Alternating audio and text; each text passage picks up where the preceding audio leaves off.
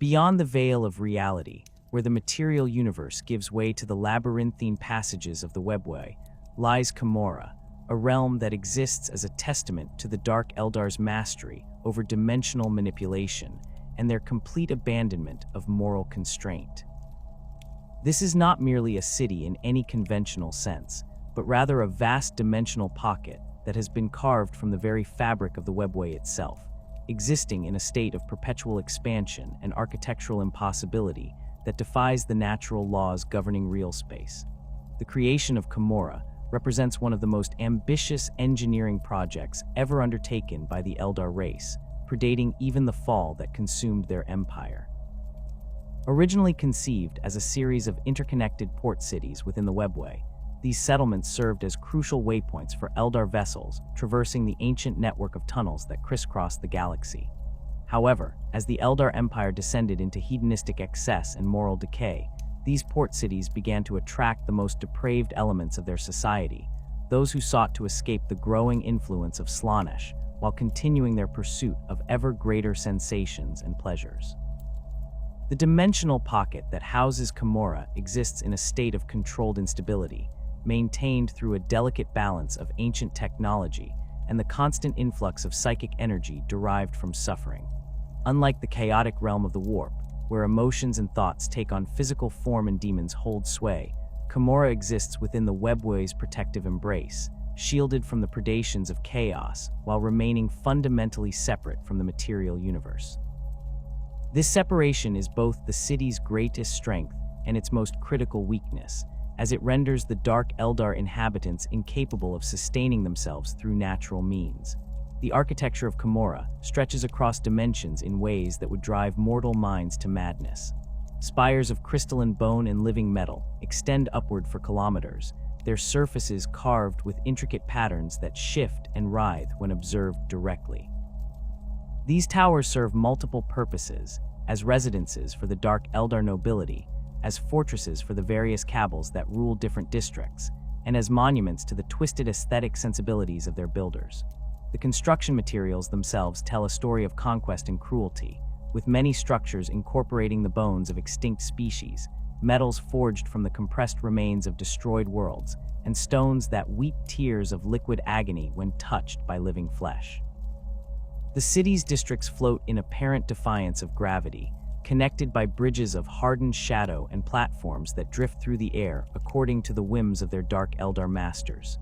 These floating sections can be repositioned at will, allowing the rulers of Commorragh to reconfigure their domain as needed for defense, entertainment, or simple aesthetic preference. Some districts hang suspended from massive chains forged from the same materials as the Webway itself, while others appear to exist in a state of controlled free fall, their inhabitants moving through three-dimensional space with the fluid grace characteristic of their species. The absence of natural gravitational forces in many areas of Commorragh has led to architectural innovations that would be impossible in real space. Buildings spiral through the air in helical patterns, their rooms and corridors oriented in multiple directions to accommodate inhabitants who might approach from any angle. Gardens of crystalline plants grow in all directions from central nodes, their razor-sharp leaves catching and reflecting the eternal twilight that bathes the city. Water features flow upward as easily as down, creating cascades and fountains that form complex three-dimensional patterns as they move through the air. The lighting of Commorragh comes from a collection of captured suns, stellar bodies that have been torn from their natural positions in real space and imprisoned within the dimensional pocket through the application of technologies that border on the incomprehensible. These suns burn with a cold, artificial light that casts everything in shades of purple, green, and sickly yellow. The light they provide is not the warm, life-giving radiance of natural stars, but rather a harsh illumination that seems to leach vitality from everything it touches. The captured suns themselves show signs of their unnatural imprisonment.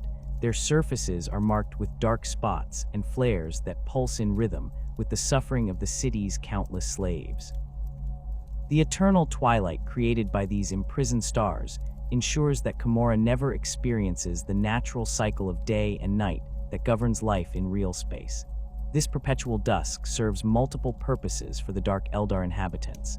It provides the dim lighting they prefer for their activities, creates an atmosphere of perpetual unease among their captives, and serves as a constant reminder of their mastery over the fundamental forces of the universe. The absence of natural temporal cycles also contributes to the psychological torture of slaves and prisoners, who quickly lose track of time and find themselves unable to maintain the mental anchors that help preserve sanity during prolonged captivity. The relationship between Commorragh and real space is fundamentally parasitic in nature. The Dark Eldar cannot create or sustain life within their dimensional pocket through natural means, as the separation from the material universe that protects them from Slaanesh also cuts them off from the natural flow of psychic energy that sustains all Eldar. Instead, they must venture forth into real space to capture living beings whose suffering and eventual death can provide the psychic sustenance they require. This creates a cycle of predation that has continued for millennia, with the Dark Eldar launching raids across the galaxy to harvest the pain and terror of other species. The city's infrastructure reflects this parasitic relationship through its design and function. Slave pens stretch for kilometers beneath the floating districts, their walls lined with devices designed to maximize the suffering of their occupants while keeping them alive for as long as possible. Processing facilities convert captured victims into various forms of psychic energy, their screams and agony transformed into the currency that powers Commorragh's impossible architecture.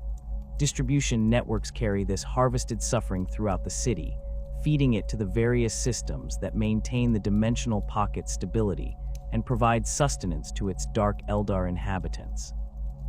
The complete separation from the warp's influence that characterizes Commorragh represents both the city's greatest achievement and its most fundamental limitation. While this separation protects the Dark Eldar from Slaanesh's hunger, it also renders them incapable of the psychic manipulation that comes naturally to their Craftworld cousins. Dark Eldar psychers, known as those who have opened their third eye, are rare and typically short-lived, as the use of psychic powers within Commorragh attracts the attention of entities that can breach even the Webway's protections. This psychic isolation has profound implications for the city's culture and technology. Dark Eldar science has evolved along different paths than that of other advanced species, focusing on the manipulation of physical forces and dimensional space rather than psychic phenomena. Their weapons channel dark energy and exotic matter rather than the psychic forces employed by Craftworld Eldar, while their vehicles and aircraft rely on anti-gravitational fields and dimensional manipulation rather than psychic levitation or warp-based propulsion systems. The dimensional pocket stability depends on a complex network of generators and stabilizers that draw their power from the suffering of captives and the controlled collapse of micro-dimensions.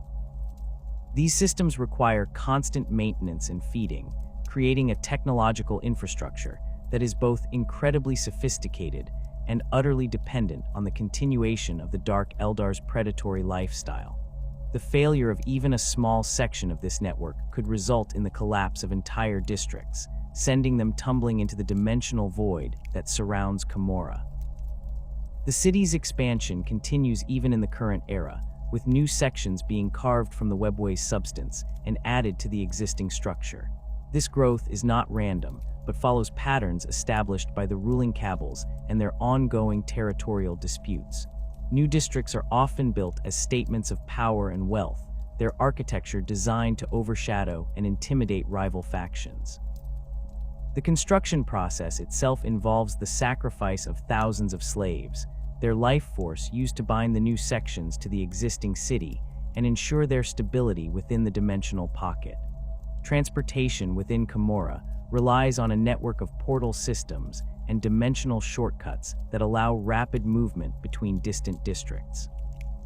These portals are carefully controlled by the various factions that rule different areas of the city, with access serving as both a form of currency and a means of maintaining political control. The portal network also connects Commorragh to the broader Webway, allowing Dark Eldar raiding parties to emerge anywhere in the galaxy where the ancient tunnel system remains intact. The transformation of Commorragh from a collection of minor waystation, ports into the sprawling dimensional metropolis that dominates the Webway today began millennia before the cataclysmic birth of Slaanesh tore the heart from the Eldari Empire. What had once served as convenient stopping points for merchant vessels and diplomatic envoys gradually evolved into something far more sinister as the Eldari civilization descended into the hedonistic excess that would ultimately doom their species.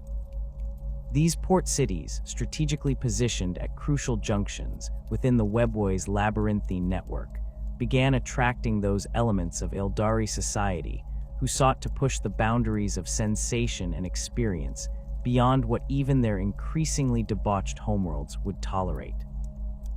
The inhabitants of these Webway ports developed a culture distinct from their cousins in real space, one that embraced the pursuit of ever more extreme experiences while maintaining the sophisticated veneer that characterized all Eldari endeavors.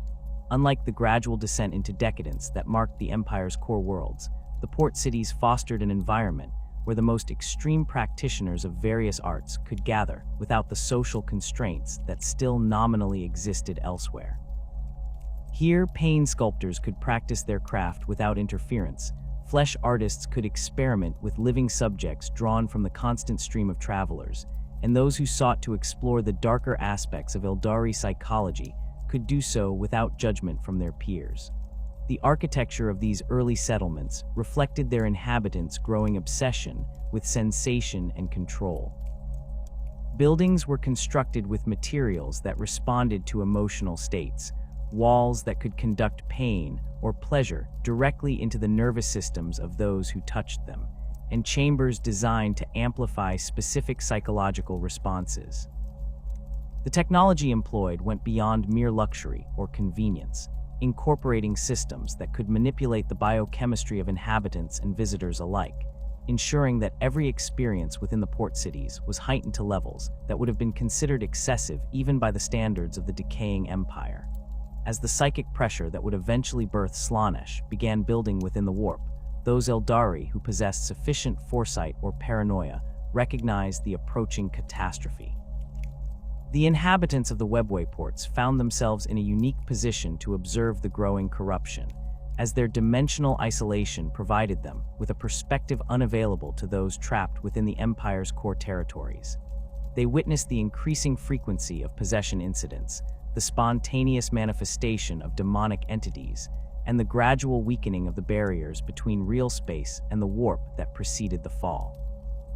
The response of the port dwellers to these warning signs differed markedly from the approaches taken by other Eldari factions. While some groups began the construction of the massive craft worlds that would carry survivors beyond the reach of the coming catastrophe, and others delved deeper into the study of their species' psychic heritage, in an attempt to understand and combat the growing threat, the inhabitants of the Webway ports chose a third path.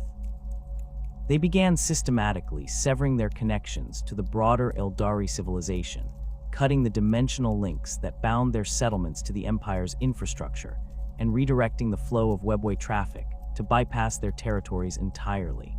This process of deliberate isolation required unprecedented cooperation between the various port cities, as the Webway's interconnected nature meant that changes to one section could have cascading effects throughout the entire network. The port dwellers developed new technologies specifically designed to manipulate the Webway's structure, creating dimensional barriers and redirecting passages to ensure their settlements would remain hidden from both their own species and any entities that might emerge from the coming catastrophe. These modifications to the Webway itself represented some of the most sophisticated dimensional engineering ever attempted by the Eldari, requiring the sacrifice of entire populations to provide the psychic energy necessary to reshape reality on such a massive scale. The actual moment of Slaanesh's birth struck the Eldari Empire like a psychic tsunami, instantly consuming the souls of billions and transforming the core worlds into the Eye of Terror. The port cities, protected by their dimensional barriers and isolated from the main flow of the Webway, survived the initial catastrophe largely intact. However, the survivors quickly discovered that their isolation came with a terrible price. The same barriers that protected them from She Who Thirsts also cut them off from the natural flow of psychic energy that sustained all Eldari, leaving them slowly dying as their souls were gradually consumed by the very entity they had sought to escape. The solution to this existential crisis came through experimentation with captured survivors from the Fall, refugees who had fled into the Webway seeking shelter from the newborn chaos god. The port dwellers discovered that the suffering and death of other beings could provide the psychic sustenance they required, temporarily staving off the soul hunger that threatened to consume them. This discovery fundamentally altered their society, transforming them from sophisticated hedonists into predatory parasites who viewed all other life as potential sources of sustenance. The rejection of traditional Eldari spiritual practices followed naturally from this transformation. The infinity circuits that had once provided a form of immortality for their species required a connection to the broader psychic network that the port dwellers had deliberately severed. Similarly, the path system that guided Craftworld Eldari through their long lives became meaningless to beings who had embraced existence based entirely on the consumption of others' suffering. The emerging Drukhari culture actively rejected these concepts, viewing them as weaknesses that had contributed to the Empire's downfall. Instead of the structured spiritual development that characterized Craftworld society, the Drukhari embraced a philosophy of absolute self-interest and the pursuit of sensation at any cost. They developed new technologies that could extract and concentrate the psychic energy released by suffering, creating an entire infrastructure based on the systematic torture and exploitation of other beings. The ancient port cities were expanded and modified to accommodate this new purpose, with vast holding areas for captives, processing facilities for extracting psychic energy, and distribution networks to ensure that the harvested suffering reached every corner of their growing domain. The early centuries following the fall saw constant warfare between the various port cities as their inhabitants struggled to establish dominance over the emerging Drukhari civilization. These conflicts differed significantly from the ritualized combat that had characterized pre-fall Eldari warfare, incorporating levels of cruelty and brutality that reflected the participants' complete abandonment of their species' traditional moral constraints. Victory in these wars was measured not merely in territory gained or enemies defeated, but in the quantity and quality of suffering that could be extracted from the conquered populations. The most successful leaders during this period were those who could combine military prowess with an understanding of the new technologies of pain extraction and psychic sustenance. They established the first cabals, hierarchical organizations that provided structure to Drukhari society, while ensuring that power remained concentrated in the hands of those most capable of providing the suffering that sustained their followers. These early cabals were smaller and more fluid than their modern counterparts, with membership changing frequently as ambitious individuals sought to align themselves with the most successful leaders. The consolidation of the scattered port cities into the unified realm of Commorragh required the development of new forms of dimensional engineering that could merge separate pocket dimensions into a single coherent space. This process involved the deliberate collapse of several smaller settlements, their inhabitants sacrificed to provide the energy necessary to bind the surviving cities together. The resulting dimensional pocket was larger and more stable than any of its component parts, capable of supporting a much larger population while maintaining the isolation that protected its inhabitants from Slaanesh. The hierarchical structure that emerged from these early power struggles established patterns that continue to influence Drukhari society in the current era. The most powerful cabals claimed the largest and most strategically important districts of the newly unified Commorragh, while smaller organizations were relegated to the peripheral areas or forced to exist as clients of their more successful rivals.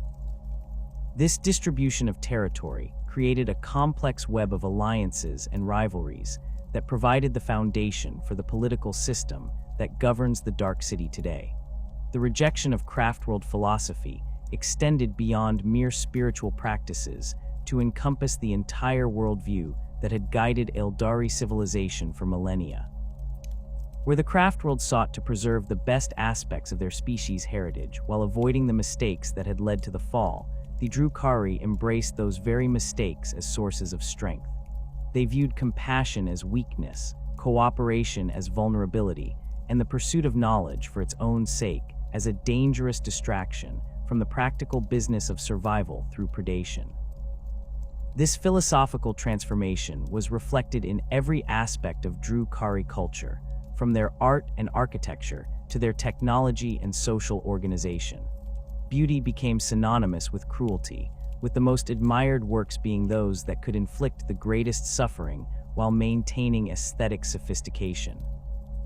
Scientific research focused almost exclusively on the development of new methods for extracting and utilizing psychic energy from unwilling subjects, while social advancement depended entirely on an individual's ability to provide suffering for their superiors while extracting it from their subordinates. The early Drukhari also developed a complex relationship with the broader Webway network that surrounded their domain.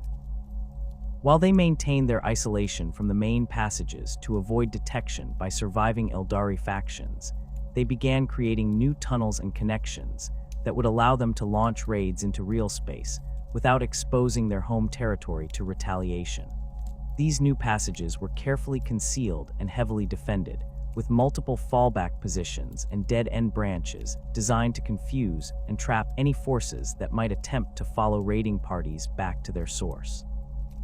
The establishment of these raiding corridors marked the beginning of the Drukhari's transformation from a purely defensive civilization focused on survival into an aggressively expansionist culture that viewed the entire galaxy as a hunting ground. The success of early raids provided both the psychic sustenance necessary for continued survival and the resources needed to expand and improve their dimensional stronghold. More importantly, these raids demonstrated that the Drukhari could not only survive in their artificial environment, but could actively thrive by exploiting the weaknesses of other species. The dimensional expanse of Commorragh stretches across multiple layers of reality, each district and subrealm carefully crafted to serve specific functions within the Dark City's ecosystem of suffering. The vertical stratification of these domains reflects both the rigid hierarchy of Drukhari society and the practical necessities of maintaining a civilization built entirely upon the extraction of psychic energy from unwilling subjects. Unlike conventional cities that expand horizontally across planetary surfaces, Commorragh grows in all directions simultaneously, with new sections carved from the Webway's substance and positioned according to the political influence and territorial ambitions of their creators. High Commorragh occupies the uppermost reaches of the dimensional pocket, where the captured suns burn brightest and cast their sickly illumination across spires of impossible height and architectural complexity. These towering structures serve as the primary residences and fortress palaces of the most powerful archons, their crystalline surfaces reflecting and refracting light in patterns that shift according to the emotional states of their inhabitants. The spires themselves are constructed from materials that exist only within the Webway's dimensional boundaries, living metals that respond to psychic stimuli, stones quarried from collapsed pocket dimensions, and crystallized fragments of compressed space-time that hum with barely contained energy. The palaces of High Commorragh incorporate defensive systems that operate on principles fundamentally different from conventional fortifications. Rather than relying solely on physical barriers, these structures employ dimensional phasing technology that can shift entire sections of a building out of phase with local reality, rendering them temporarily untouchable by conventional weapons. The walls themselves are embedded with pain-conducting networks that can channel agony directly into the nervous systems of intruders, while the floors and ceilings incorporate gravity manipulation systems that can disorient attackers by suddenly reversing or eliminating gravitational fields within specific chambers. The architectural aesthetics of High Commorragh reflect the refined cruelty that characterizes the upper echelons of Drukhari society. Doorways are carved to resemble screaming faces, their expressions shifting subtly as observers pass through them. Windows are fashioned from transparent materials that show different views depending on the psychological state of the viewer, sometimes displaying scenes of past victories and conquests, other times revealing the observer's deepest fears made manifest. Gardens within these elevated districts feature plants bred specifically for their ability to inflict pain, their thorns coated with neurotoxins that cause exquisite agony without permanent damage, ensuring that victims remain conscious and capable of suffering for extended periods. The Nexus of Shadows occupies the middle tiers of Commorragh's vertical hierarchy, serving as the primary commercial and administrative center of the Dark City. Here, the various cabals maintain their headquarters and recruiting centers, while homunculus covens operate their flesh laboratories and body modification workshops. The architecture in this region is more functional than the ornate displays of High Commorragh, but no less sinister in its design and purpose. Buildings are constructed with multiple levels of reality anchoring, ensuring that they remain stable even when the dimensional pocket experiences the fluctuations caused by major raids or territorial conflicts between rival factions. The slave markets of the Nexus of Shadows represent some of the most economically important facilities within Commorragh, serving as distribution centers for the constant influx of captives brought back from raids across the galaxy. These markets are designed with sophisticated containment systems that can accommodate beings from thousands of different species, each with their own physiological requirements and security considerations. The holding pens are equipped with atmospheric processors that can maintain the environmental conditions necessary to keep exotic captives alive, while neural inhibitor fields prevent psychically active species from using their abilities to escape or communicate with potential rescuers.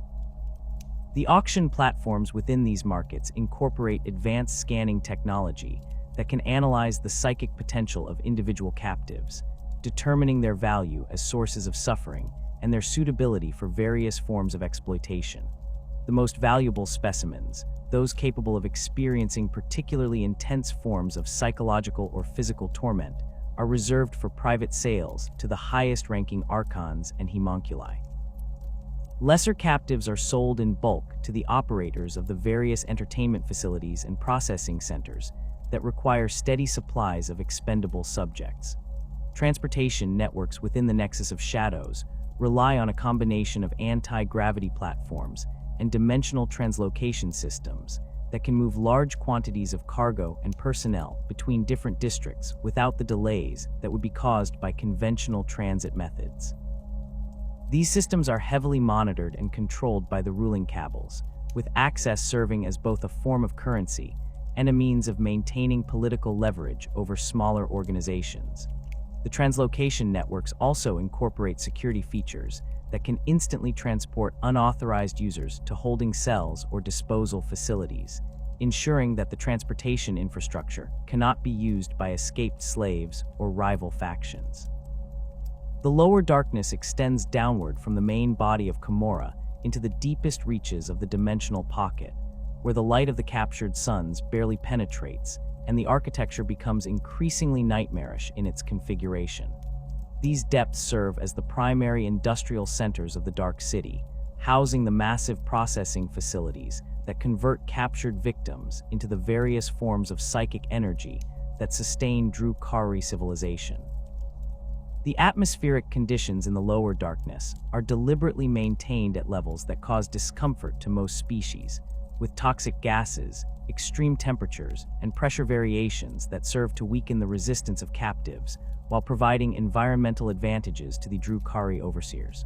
The slave pits of the lower darkness stretch for kilometers in all directions, their walls lined with containment cells that can accommodate millions of captives simultaneously. These facilities are designed with maximum efficiency in mind, incorporating automated systems that can sort incoming prisoners according to species, physical condition, and estimated psychic potential. The cells themselves are equipped with life support systems that maintain captives at the minimum level of health necessary to ensure their continued suffering, while neural stimulation devices can trigger specific pain responses on command or according to predetermined schedules. The processing centers adjacent to the slave pits employ technology that borders on the incomprehensible, utilizing devices that can extract and concentrate the psychic energy released by suffering while keeping the source alive for repeated harvesting. These machines incorporate elements of both advanced science and dimensional manipulation, creating fields that can amplify emotional responses while simultaneously siphoning off the psychic energy they generate. The extraction process itself is calibrated to maximize the quantity and quality of energy harvested, with different settings for various species and individual subjects based on their unique physiological and psychological characteristics.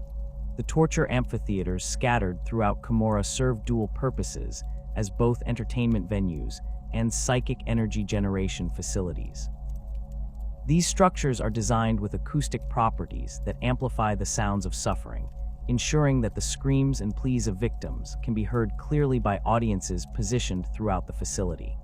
The amphitheaters incorporate seating arrangements that allow spectators to experience vicarious pleasure from the torment being inflicted, while collection systems harvest the psychic energy generated by both the victim's agony and the audience's sadistic enjoyment.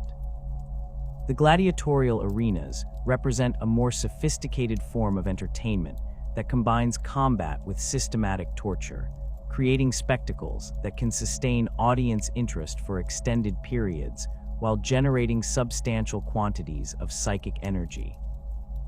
These facilities feature adjustable terrain systems that can create different combat environments on demand, from simple flat surfaces to complex three-dimensional obstacle courses that incorporate various forms of environmental hazards.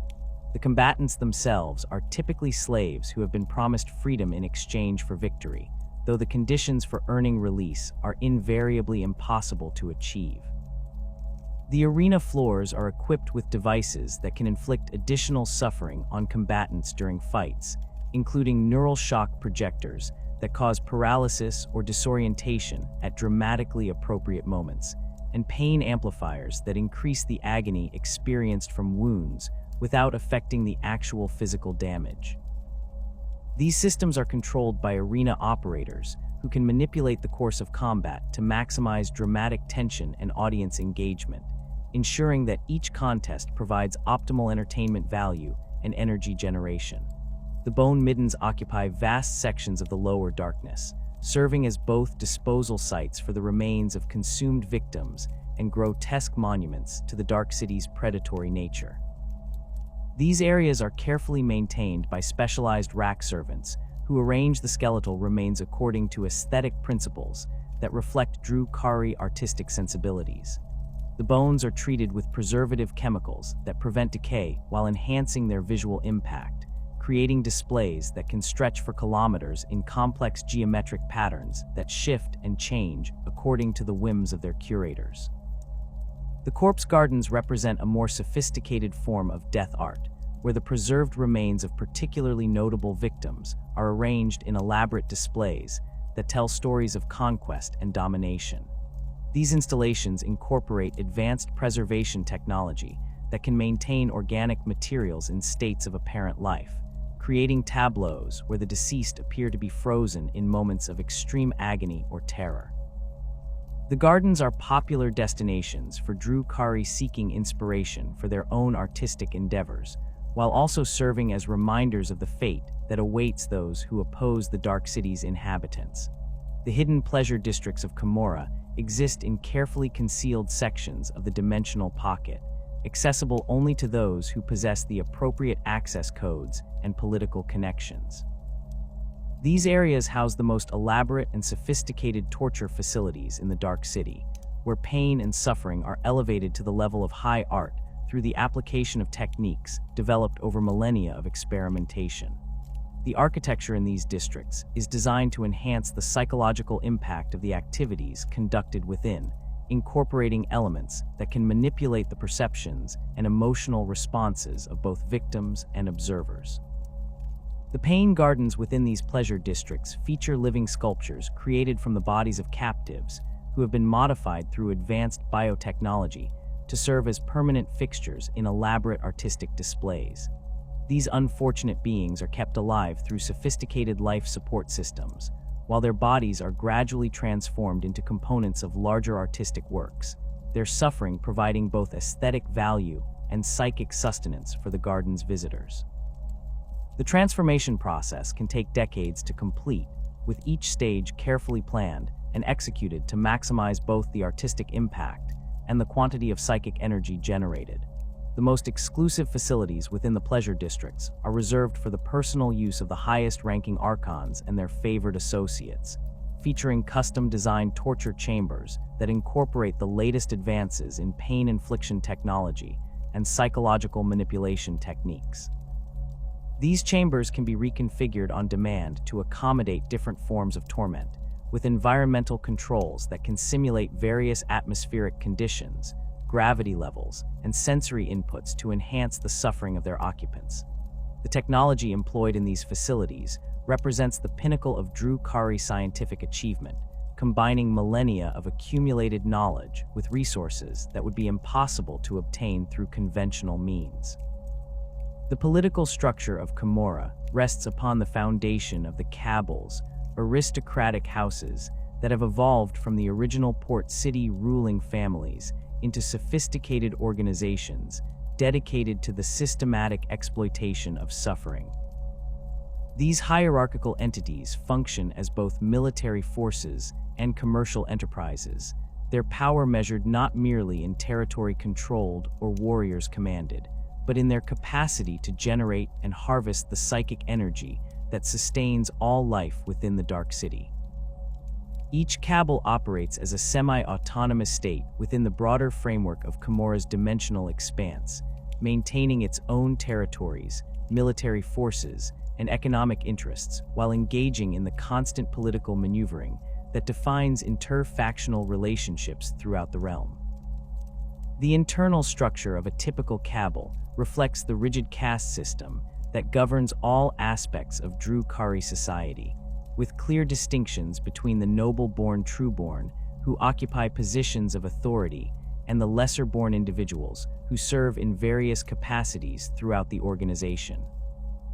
At the apex of each cabal stands the Archon, a figure whose authority derives from a combination of inherited bloodline superiority, demonstrated military prowess, and the political acumen necessary to maintain power in an environment where assassination and betrayal are accepted methods of advancement.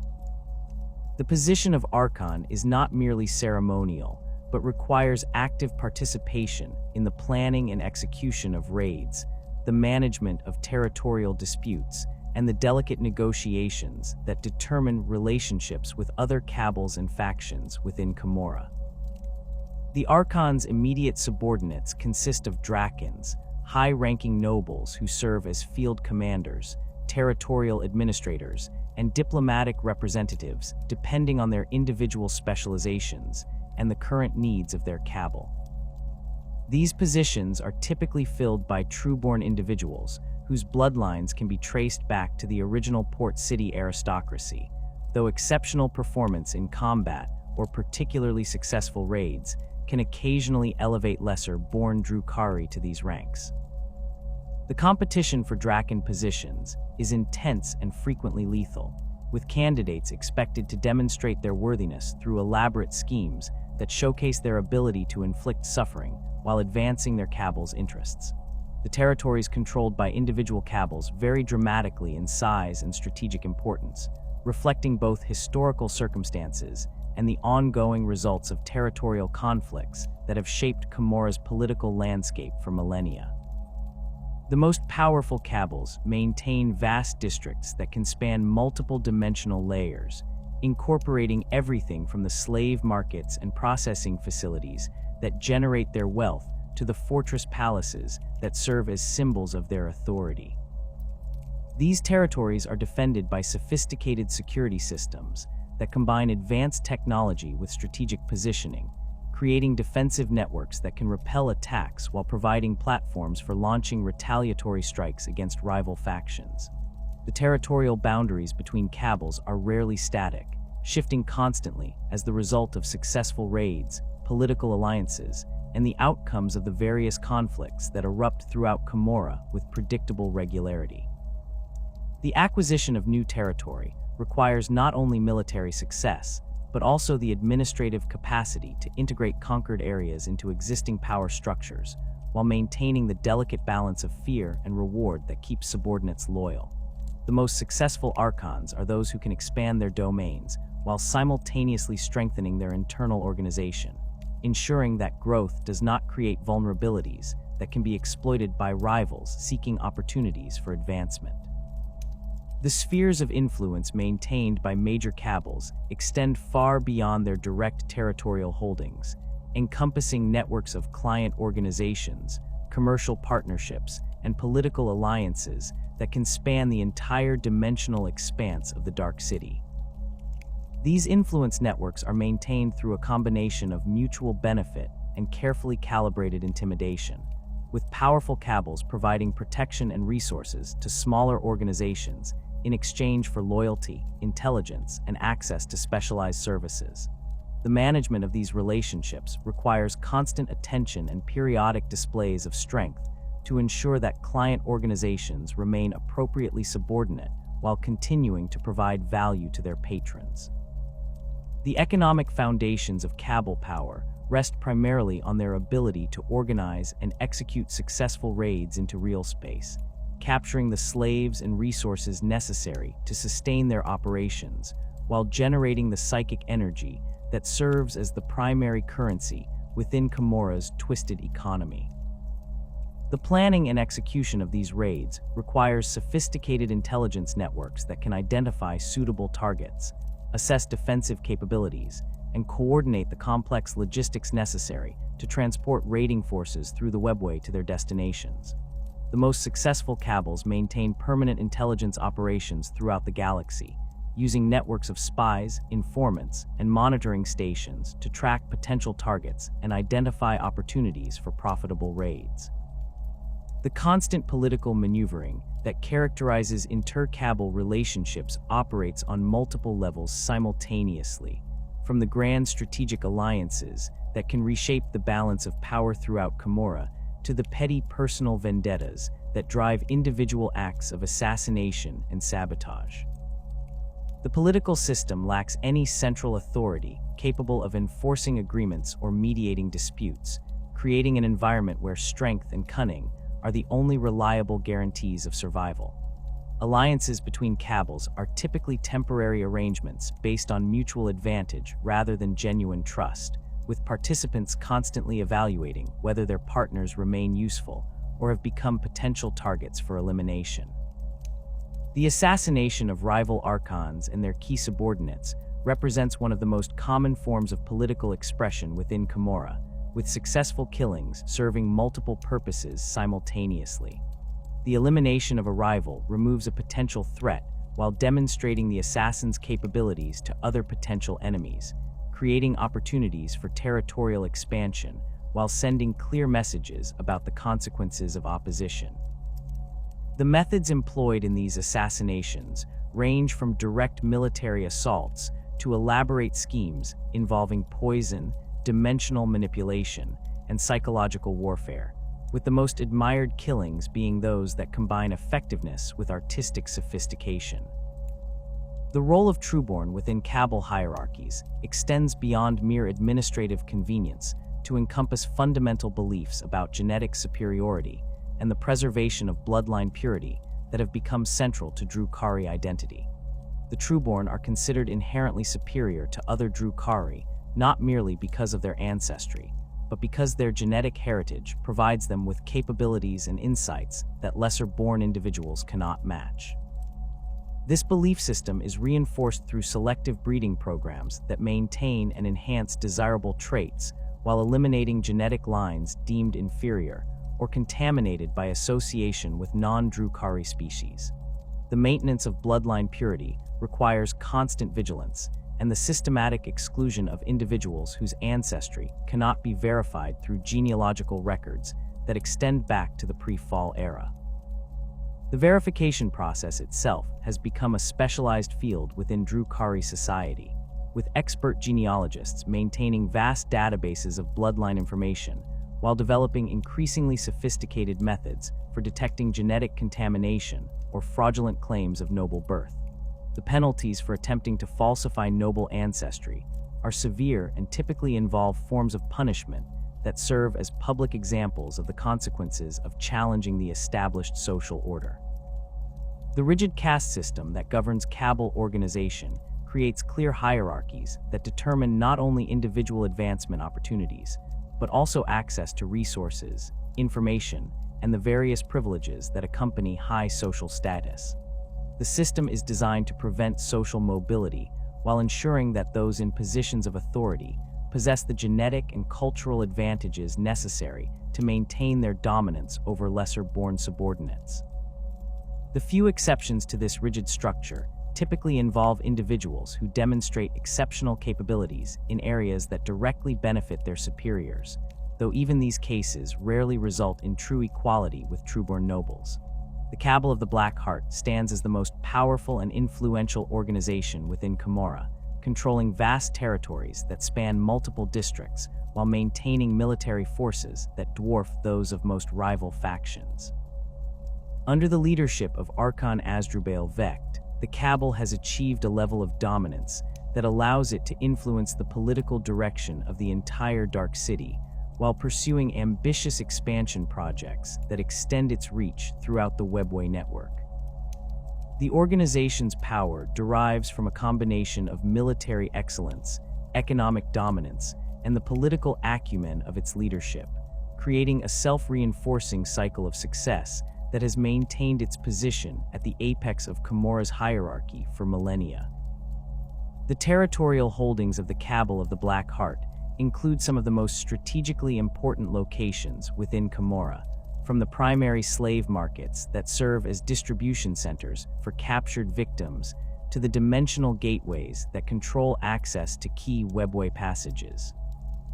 This territorial dominance provides the Cabal with economic advantages that extend far beyond direct revenue generation, allowing it to influence the activities of other organizations through its control over essential infrastructure and resources. The Cabal's ability to grant or deny access to these facilities serves as a powerful tool for maintaining political control while generating the wealth necessary to support its extensive military and intelligence operations. The military forces of the Cabal of the Black Heart are organized along lines that reflect both traditional Drukhari tactical doctrine and innovations developed through centuries of successful raiding operations. The Cabal maintains multiple specialized units designed for different types of operations, from the fast attack forces that excel at hit and run raids to the heavy assault units capable of breaching fortified positions and engaging enemy forces in sustained combat.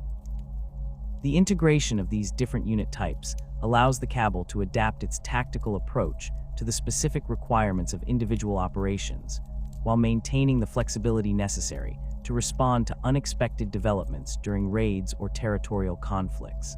The Cabal of the Flayed Skull has earned its reputation through a combination of exceptional raiding prowess and a particular expertise in aerial combat that sets it apart from other major organizations within Commorragh. The Cabal's pilots are considered among the finest in the Dark City, capable of executing complex maneuvers in the confined spaces of the Webway, while engaging multiple targets simultaneously during high-speed raids. This aerial expertise has allowed the Cabal to specialize in operations that other organizations would consider too dangerous or technically challenging, creating opportunities for capturing high-value targets and exotic resources that command premium prices in Commorragh's markets. The territorial holdings of the Cabal of the Flayed Skull reflect its specialization in aerial operations, with extensive facilities dedicated to the maintenance and modification of aircraft and the training of pilots in advanced combat techniques. These facilities incorporate some of the most sophisticated flight simulation technology available within Commorragh, allowing pilots to practice complex maneuvers and combat scenarios without risking valuable aircraft or experienced personnel. The Cabal's investment in these training facilities has created a competitive advantage that extends beyond mere technical proficiency to encompass the tactical innovation and strategic thinking necessary for successful raiding operations. The recruitment practices employed by the Cabal of the Flayed Skull emphasize the identification and development of individuals who possess the reflexes, spatial awareness, and psychological characteristics necessary for success in aerial combat. The selection process involves extensive testing that evaluates not only flying ability, but also the capacity for the kind of calculated cruelty that characterizes all Drukhari military operations. Successful candidates undergo years of training that combines technical instruction with psychological conditioning designed to enhance their effectiveness as raiders while ensuring their loyalty to the Cabal's leadership. The distinctive characteristics that define individual Cabals extend beyond mere tactical specializations to encompass cultural practices, aesthetic preferences, and philosophical approaches that reflect the diverse origins and evolutionary paths of these organizations. These differences are expressed through everything from architectural styles and uniform designs to the specific methods employed in torture and the extraction of psychic energy from captives. The development and maintenance of these distinctive characteristics serves multiple purposes, from creating organizational identity and fostering unit cohesion to establishing reputations that can provide tactical advantages during raids and political negotiations. The competition between major Cabals for dominance within specific sectors of Commorragh's economy and political structure creates a dynamic environment where innovation and adaptation are essential for survival. Organizations that fail to evolve in response to changing circumstances or emerging opportunities quickly find themselves marginalized by more successful rivals, while those that can anticipate and exploit new developments can achieve rapid advancement in the complex hierarchy that governs the Dark City. This competitive pressure ensures that the major Cabals continue to refine their capabilities and expand their operations, driving the overall growth and development of Drukhari civilization while maintaining the predatory focus that defines their relationship with the broader galaxy. The rise of Asdrubal vect from the low-born dregs of Commorragh's Undercity to the position of supreme overlord represents perhaps the most audacious and successful political campaign in the Dark City's blood-soaked history. Born into the lowest caste of Drukhari society, Vect possessed neither the noble bloodline that traditionally guaranteed advancement nor the inherited wealth that could purchase influence within the established power structures. What he did possess, however, was an intellect capable of perceiving patterns and opportunities that escaped even the most experienced archons, combined with a ruthlessness that surpassed even the brutal standards of his species. Vect's early years were spent in the shadow districts of Lower Commorragh, where the dregs of society competed for scraps of psychic energy and the occasional opportunity to participate in minor raids as expendable cannon fodder. The hierarchical nature of Drukhari society meant that advancement through conventional means was virtually impossible for someone of his birth, as the trueborn nobility maintained strict control over all positions of authority within the established Cabals. The few low-born individuals who managed to achieve any measure of success typically did so by accepting permanent subordination to noble patrons, serving as skilled specialists or particularly effective enforcers while never challenging the fundamental structure of the caste system. The young Vect distinguished himself from his peers through his ability to identify and exploit the weaknesses inherent in Commorragh's political system, recognizing that the rigid hierarchies that prevented his advancement also created blind spots and vulnerabilities that could be turned to his advantage. While other lowborn Drukhari focused their ambitions on achieving minor improvements in their circumstances, Vect began developing plans that would ultimately reshape the entire structure of the Dark City's government. His early schemes involved the manipulation of minor territorial disputes between rival gangs, using information and strategic betrayals to eliminate potential competitors, while positioning himself as an indispensable asset to more powerful patrons. The formation of Vect's own power base began with the systematic recruitment of other lowborn individuals who possessed specialized skills or access to resources that could contribute to his growing network of influence. Unlike the traditional Cabal structure that relied on bloodline loyalty and inherited obligation, Vect's organization was built around mutual benefit and shared ambition, creating bonds that were often stronger than the aristocratic connections that governed established factions. His followers were selected not for their ancestry, but for their capabilities and their willingness to embrace the kind of calculated brutality that would be necessary to challenge the existing order.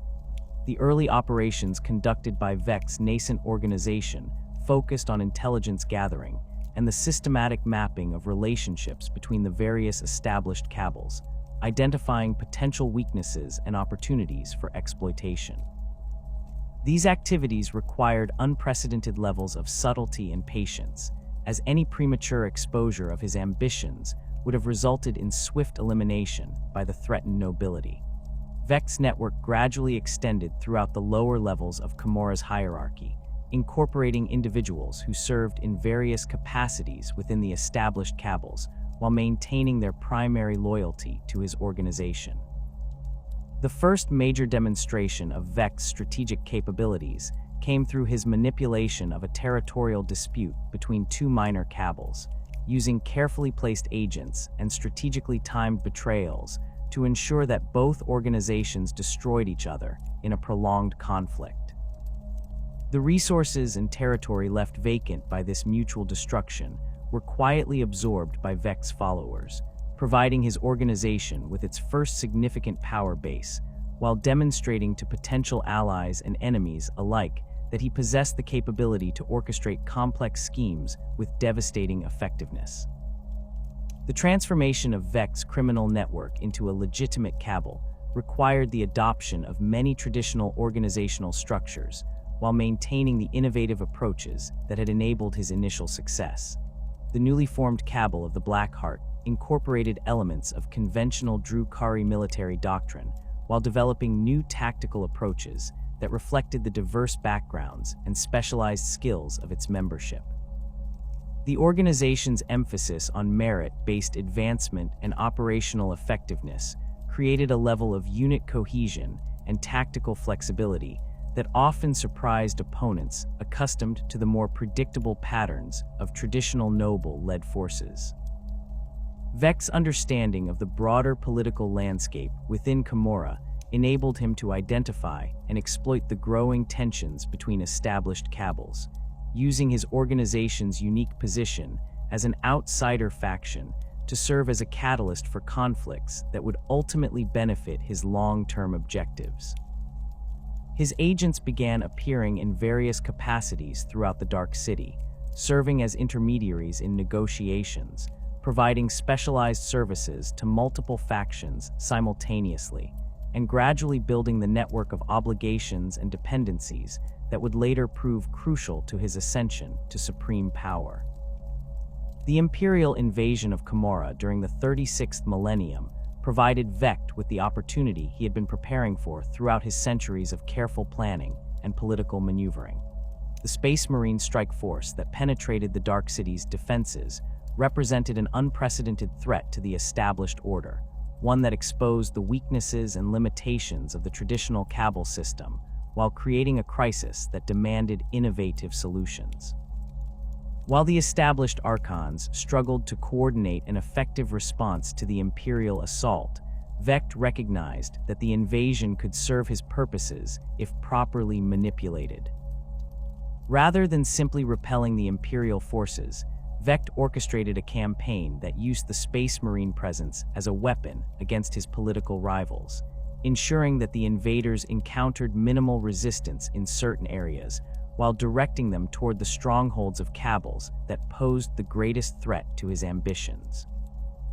The coordination required for this manipulation involved the activation of intelligence networks that had been built over centuries, with agents positioned throughout the Dark City, providing real-time information about imperial movements while subtly influencing the defensive responses of targeted cabals. The elimination of rival archons during the imperial invasion was accomplished through a combination of direct action and strategic misdirection, with Vec's forces either facilitating imperial attacks on enemy positions or taking advantage of the chaos to conduct their own assassination operations. The most sophisticated of these eliminations involved the deliberate compromise of defensive positions, ensuring that specific targets would be exposed to imperial assault while maintaining plausible deniability about the circumstances that led to their deaths. The systematic removal of key rivals during this period significantly reduced the number of potential challengers to Vec's growing authority, while demonstrating his ability to turn external threats into opportunities for internal advancement.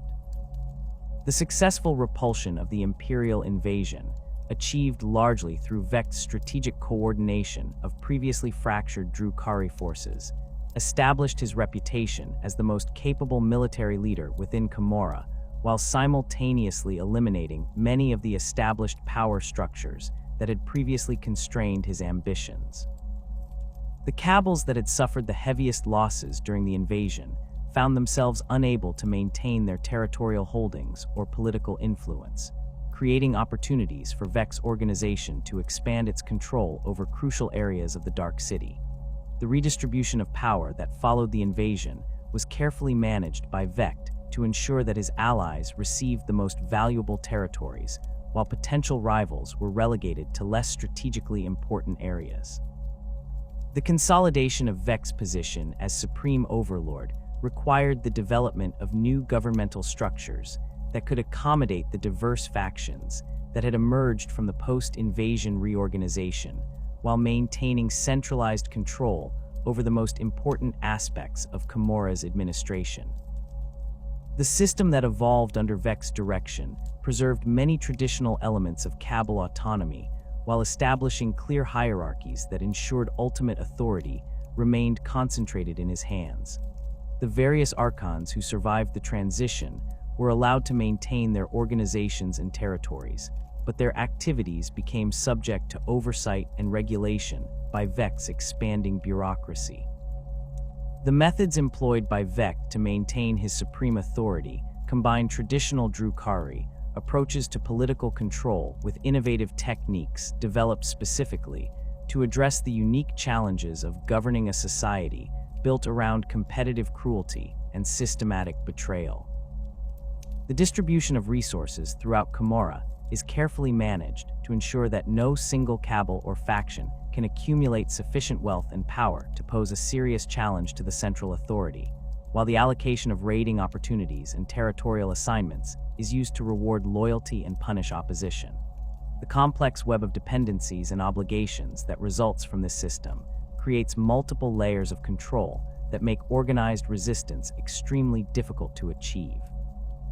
The intelligence network that supports Vec's rule extends throughout every level of Commorragh's society, incorporating agents and informants who monitor the activities of potential rivals while providing early warning of developing threats to the established order. The sophistication of this surveillance system exceeds anything previously achieved within Drukhari society, utilizing advanced technology and psychological manipulation techniques to maintain awareness of political developments throughout the Dark City. The information gathered through these networks enables Vect to anticipate and counter potential challenges before they can develop into serious threats, while also providing the intelligence necessary to identify opportunities for expanding his influence into new areas. The elimination of threats to Vec's authority is accomplished through a variety of methods that range from direct assassination to complex schemes designed to discredit or neutralize opponents without creating martyrs or rallying points for resistance movements. The most effective of these operations involve the manipulation of existing rivalries and conflicts, using carefully placed provocations and strategic misinformation to ensure that potential challengers destroy each other rather than combining their efforts against the central authority. The timing and execution of these operations require precise coordination and extensive preparation, with contingency plans developed to address various possible outcomes and responses. The territorial reorganization that accompanied Vec's rise to power involved the systematic redistribution of districts and resources throughout Commorragh, with the most strategically important areas placed under direct control of the central authority, while lesser territories were allocated to various cabals based on their demonstrated loyalty and effectiveness. The new administrative structure created clear chains of command and responsibility while maintaining sufficient flexibility to accommodate the changing requirements of ongoing operations and political developments. The integration of previously independent territories into this unified system required extensive negotiation and occasional military action to overcome resistance from established power holders. The economic policies implemented under Vex rule focus on maximizing the efficiency of psychic energy extraction and distribution, while ensuring that the benefits of successful raiding operations are shared in ways that reinforce the political structure he has established. The centralized coordination of major raids enables more ambitious operations than were previously possible, with multiple cabals contributing specialized capabilities to achieve objectives that would be impossible for individual organizations to accomplish. The increased success rate and scale of these operations generates additional resources that can be used to reward cooperation and fund further expansion of Commorragh's capabilities. The cultural changes that have accompanied Vex's political transformation of Commorragh reflect his understanding that lasting power requires more than mere military dominance or economic control. The promotion of new artistic and philosophical movements that emphasize the superiority of achievement over inherited status has helped to legitimize his rule while creating alternative sources of prestige and advancement for individuals who lack noble bloodlines. The patronage of innovative torture techniques and architectural projects serves similar purposes, demonstrating the benefits of the new order while providing outlets for the creative energies of the Dark City's inhabitants. The expansion of Commorragh's influence throughout the Webway network has accelerated significantly under Vex's leadership, with new passages and dimensional pockets being incorporated into the Dark City's territory through a combination of military conquest and diplomatic negotiation. These expansion efforts are carefully coordinated to avoid conflicts with other major powers that utilize the Webway while maximizing the strategic advantages gained through territorial acquisition. The integration of new territories requires extensive modification of existing infrastructure and the establishment of new administrative systems to ensure effective control over the expanded domain. The gladiatorial traditions that define the witch cults of Commorragh represent a sophisticated evolution of the entertainment practices that emerged in the wake of the fall, transforming what had once been ritualized combat into an elaborate industry built around the systematic cultivation and harvesting of pain. These organizations operate as semi-independent entities within the Dark City's complex political structure, maintaining their own territories and hierarchies while serving the broader entertainment needs of Drukhari society. The witch cults have developed beyond simple fighting troops into comprehensive institutions that combine athletic training, artistic performance, and technological innovation to create spectacles that can sustain audience interest for extended periods while generating substantial quantities of psychic energy. The arenas that serve as the primary venues for witch cult performances are distributed throughout Commorragh's dimensional expanse, with each facility designed to accommodate specific types of combat and entertainment. The largest and most prestigious of these venues is the Great Arena, a massive amphitheater that can accommodate hundreds of thousands of spectators while providing multiple performance spaces for simultaneous events. The structure incorporates advanced gravitational manipulation technology that allows combat to take place on surfaces oriented in all directions, creating three-dimensional battlefields where fighters must master movement in multiple planes while engaging their opponents. The arena floor can be reconfigured in real time to create different terrain features, from simple flat surfaces to complex obstacle courses that incorporate moving platforms, energy barriers, and environmental hazards. The Crucible represents another major arena complex, specializing in contests that emphasize endurance and psychological torment over simple combat prowess. The facility features multiple chambers where different forms of competition can take place simultaneously, from traditional gladiatorial combat to elaborate torture contests where participants compete to inflict the most creative forms of suffering on provided victims. The Crucible's design incorporates sophisticated life support systems that can maintain combatants and victims in states of consciousness, even when subjected to injuries that would normally prove fatal, ensuring that contests can continue for extended periods while maximizing the psychic energy generated by prolonged suffering. The orbital sphere serves as the premier venue for aerial combat, featuring a spherical arena where fighters equipped with various forms of flight technology engage in three-dimensional battles that showcase both piloting skill and weapon mastery. The arena's interior incorporates a complex network of obstacles and hazards that can be repositioned during combat, creating dynamic environments that require constant adaptation and tactical innovation.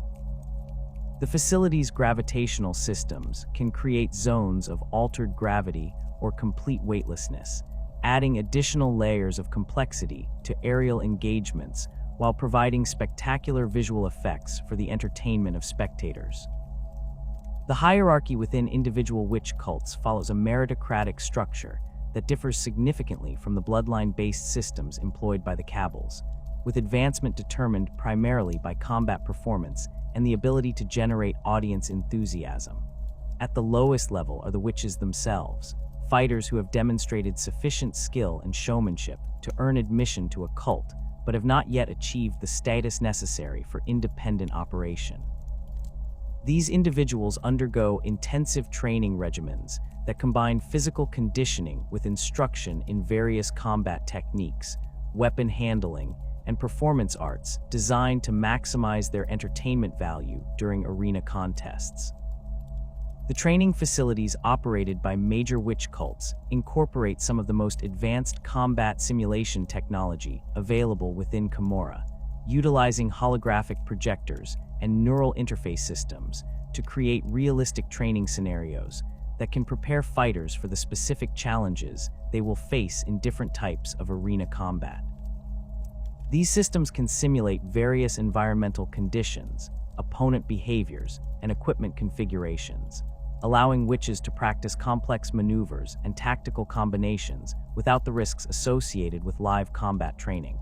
The most sophisticated facilities can even simulate the psychological effects of audience reaction, helping fighters develop the mental conditioning necessary to maintain focus and performance quality under the intense scrutiny of arena spectators.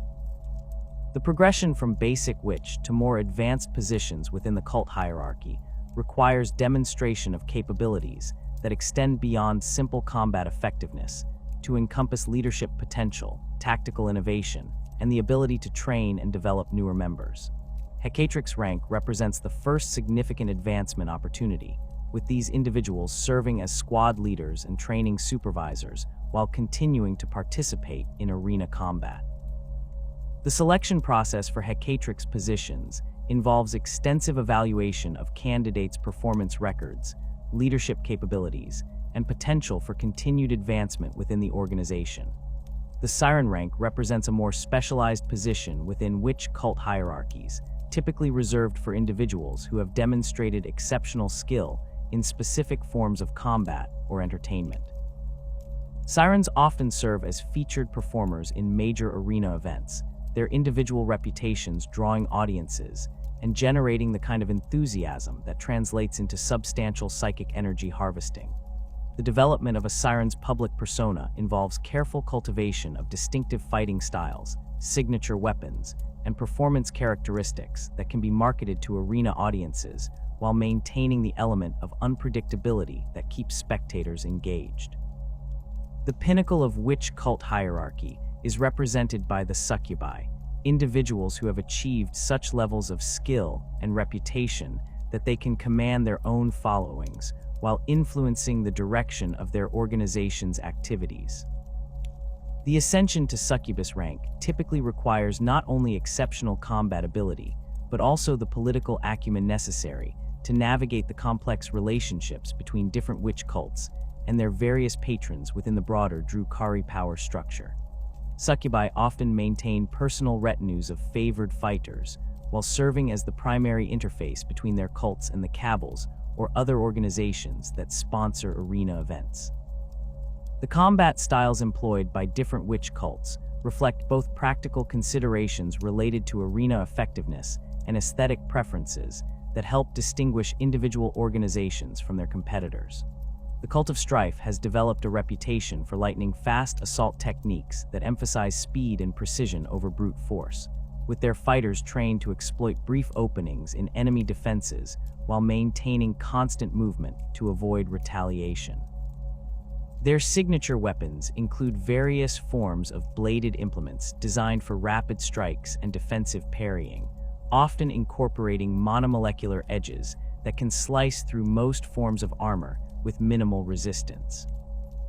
The training regimens employed by the Cult of Strife focus heavily on reaction time development and spatial awareness, with fighters spending extensive periods practicing combat techniques in environments designed to test their ability to respond instantly to changing tactical situations.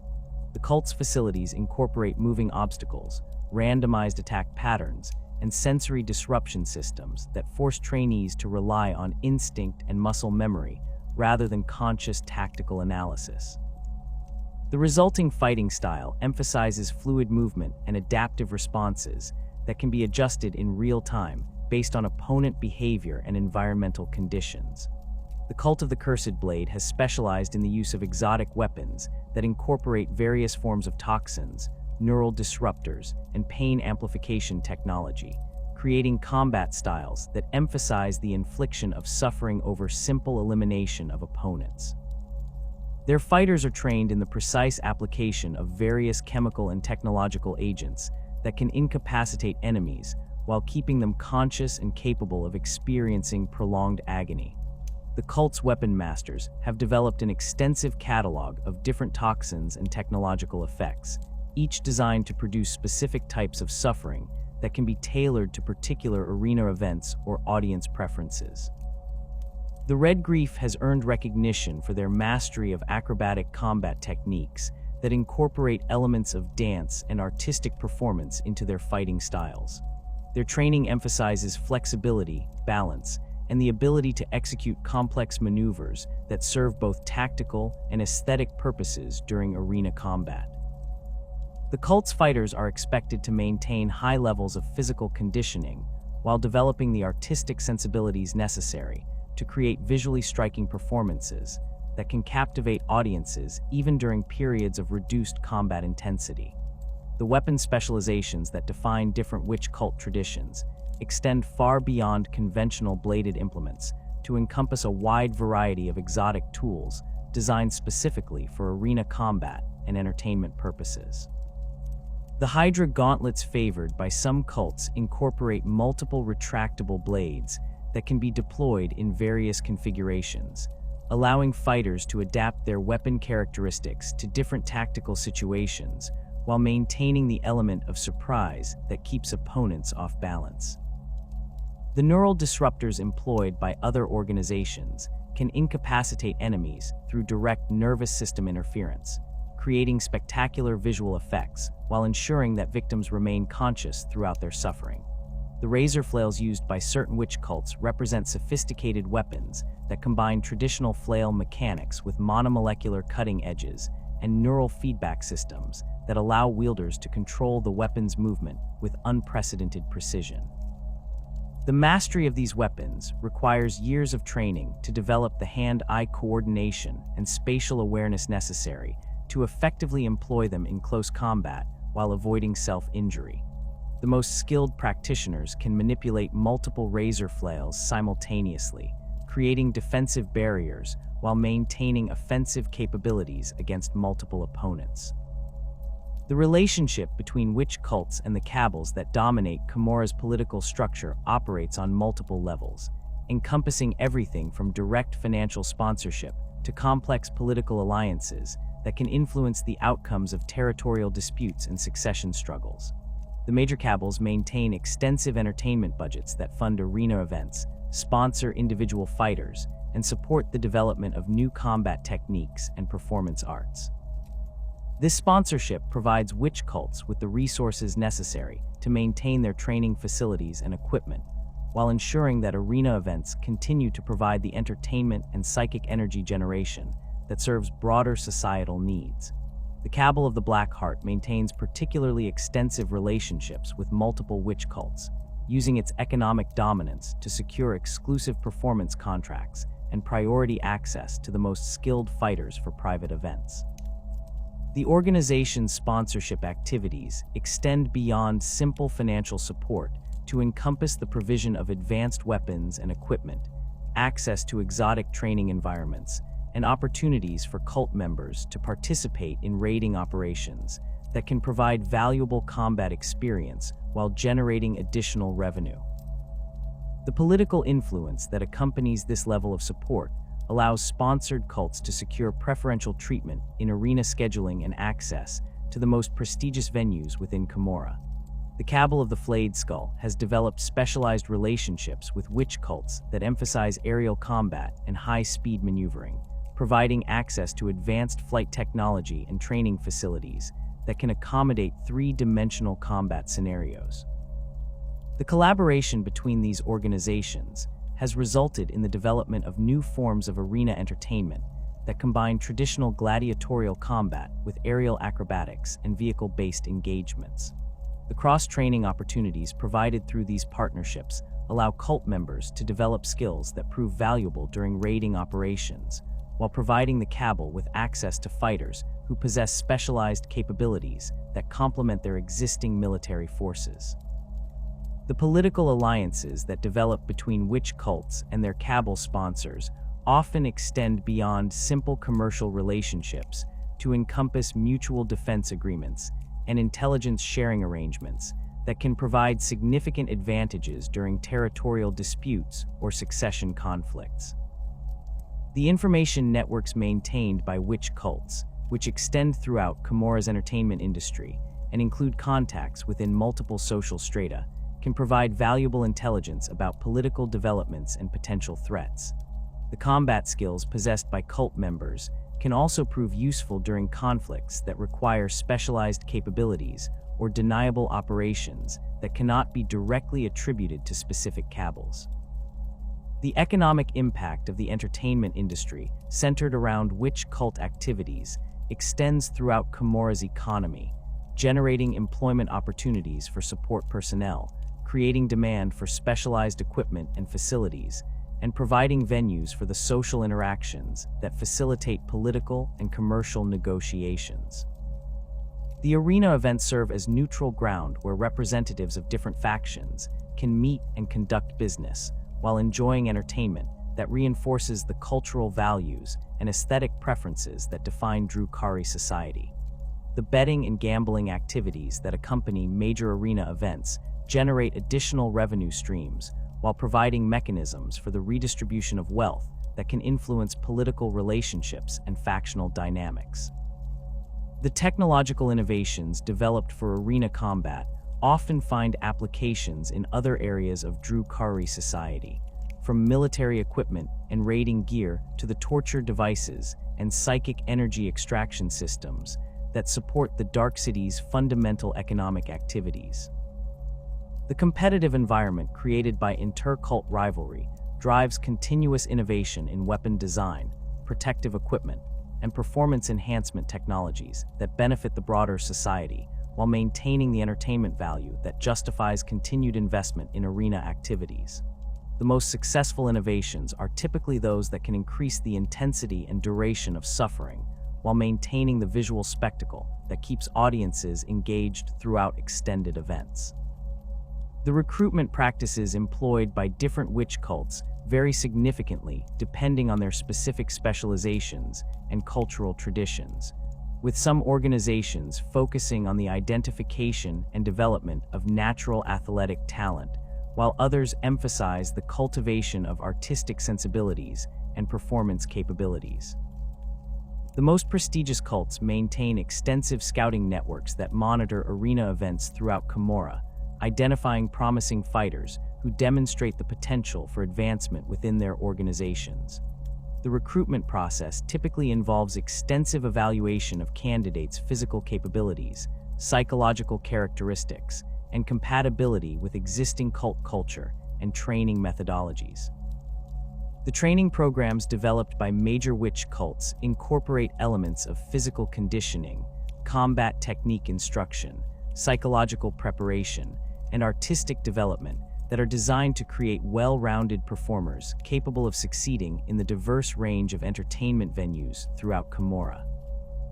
The most comprehensive programs can require decades to complete, with trainees progressing through increasingly challenging levels of instruction while demonstrating their mastery of various skills and techniques.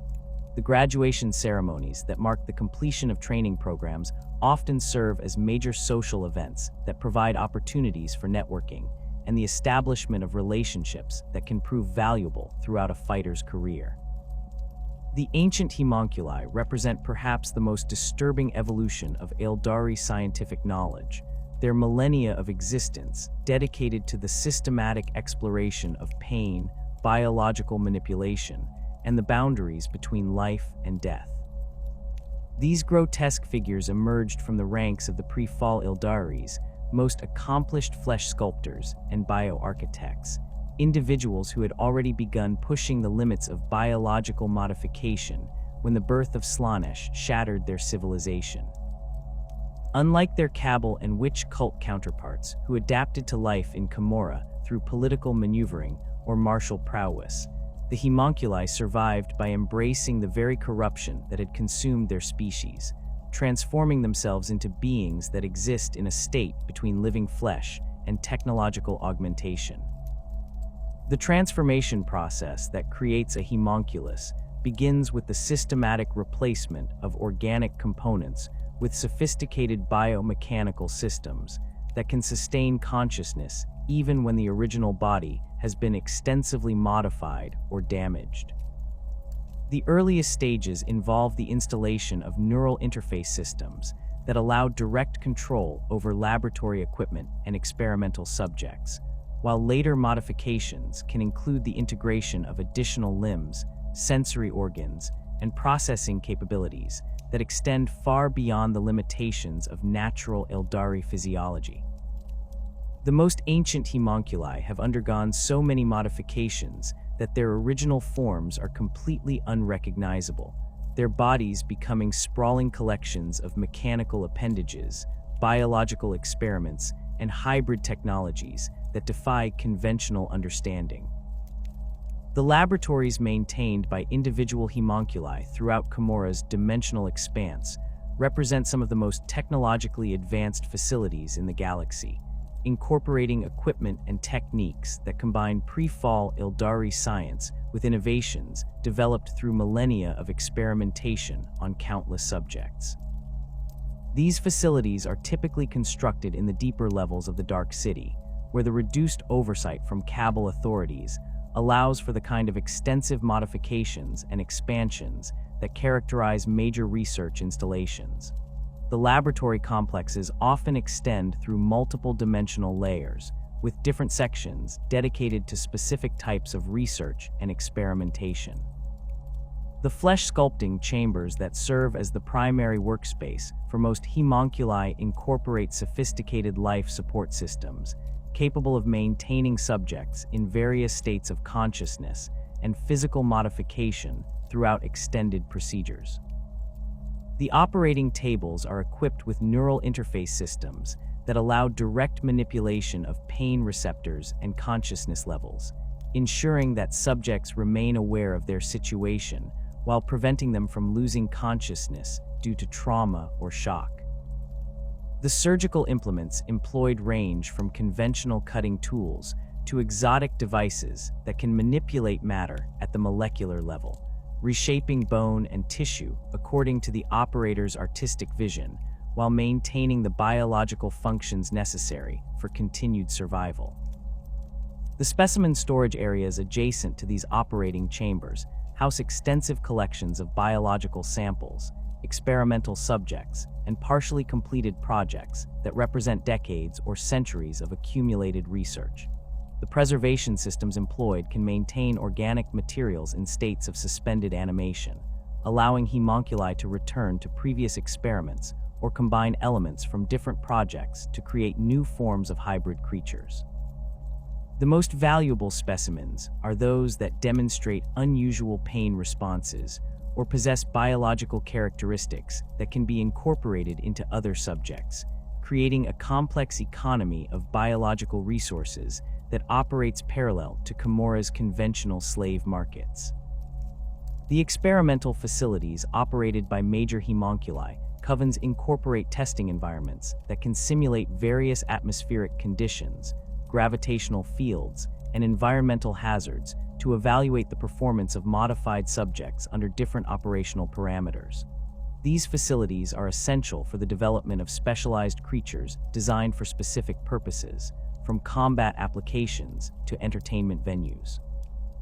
The testing protocols employed are designed to push experimental subjects to their absolute limits while gathering detailed data about their capabilities and limitations, information that can be used to refine future modifications and improve the effectiveness of subsequent experiments. The covenant system that binds homunculi to the various cabals and other organizations throughout Commorragh operates according to principles that predate the establishment of the Dark City itself, drawing on contractual traditions that extend back to the pre-fall era, when flesh sculptors served the Eldari nobility as artists and medical practitioners. These agreements typically involve the provision of specific services or products in exchange for resources, protection, and access to experimental subjects. The terms of individual covenants can be extraordinarily complex, incorporating multiple layers of obligation and reciprocal benefit that ensure both parties receive value from the arrangement while protecting their respective interests. The services provided by homunculi to their cabal patrons extend far beyond simple medical treatment to encompass the creation of specialized creatures, the modification of existing personnel, and the development of biological weapons designed for specific tactical applications. The resurrection techniques mastered by the most accomplished homunculi allow them to restore fallen archons and other valuable individuals to life, though the process typically involves extensive modifications that can alter the subject's physical and mental characteristics. The prices demanded for these services reflect both the technical complexity involved and the strategic value of the results, with major resurrection projects often requiring years of preparation and substantial resource commitments. The pain enhancement technologies developed by homunculi covens represent some of their most commercially successful innovations, providing tools and techniques that can amplify suffering while maintaining the subject's consciousness and awareness throughout extended torture sessions. These systems incorporate neural interface technology that can directly stimulate pain receptors while bypassing the body's natural defense mechanisms, creating levels of agony that would normally result in unconsciousness or death. The most sophisticated devices can be calibrated to produce specific types of suffering tailored to individual subjects' psychological and physiological characteristics, maximizing the psychic energy generated while ensuring optimal entertainment value for observers. The biological weapons created by homunculi laboratories include various forms of toxins, pathogens, and parasitic organisms designed to incapacitate or eliminate specific target species while leaving others unaffected. The development of these weapons requires extensive research into the biological characteristics of potential targets, with different formulations created for use against humans, orcs, tau, and other species commonly encountered during Drukhari raids. The most effective weapons are those that can cause prolonged suffering while preventing immediate death, allowing raiders to capture victims alive for transport back to Commorragh, while ensuring that resistance is minimized through the infliction of debilitating pain. The grotesque creatures that emerge from homunculi laboratories serve various functions within Drukhari society, from combat applications and entertainment purposes to specialized roles in the maintenance and operation of the Dark City's infrastructure. The racks that serve as the primary workforce for most covens represent the most common form of biological modification, with captured subjects undergoing systematic alteration that enhances their physical capabilities while reducing their capacity for independent thought or resistance. The transformation process typically involves the replacement of major organ systems with biomechanical alternatives, the installation of additional limbs or sensory organs, and extensive neural modification that ensures absolute loyalty to their creators. The more exotic creatures produced by advanced homunculi represent unique solutions to specific problems or challenges, with each specimen designed according to detailed specifications that reflect the intended application. The grotesques employed as heavy assault units combine massive physical strength with sophisticated weapon systems integrated directly into their modified bodies, creating living weapons that can operate in environments where conventional equipment would prove inadequate.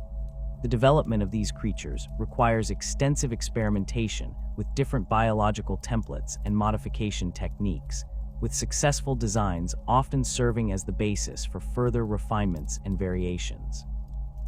Urian Rakarth stands as perhaps the most accomplished and notorious of all homunculi, his reputation built upon millennia of groundbreaking research and the creation of some of the most sophisticated biological modifications ever achieved within Commorragh. His laboratories, hidden within the deepest recesses of the Dark City's dimensional structure, house experimental facilities that surpass those of entire covens in their scope and technological sophistication. The creatures that emerge from Rakarth's workshops represent the pinnacle of homunculi achievement, incorporating innovations that push the boundaries of what is possible through biological manipulation and technological integration. The resurrection techniques perfected by Urian Rakarth have revolutionized Drukhari society by providing a form of immortality that operates independently of the traditional Eldari reliance on psychic preservation methods.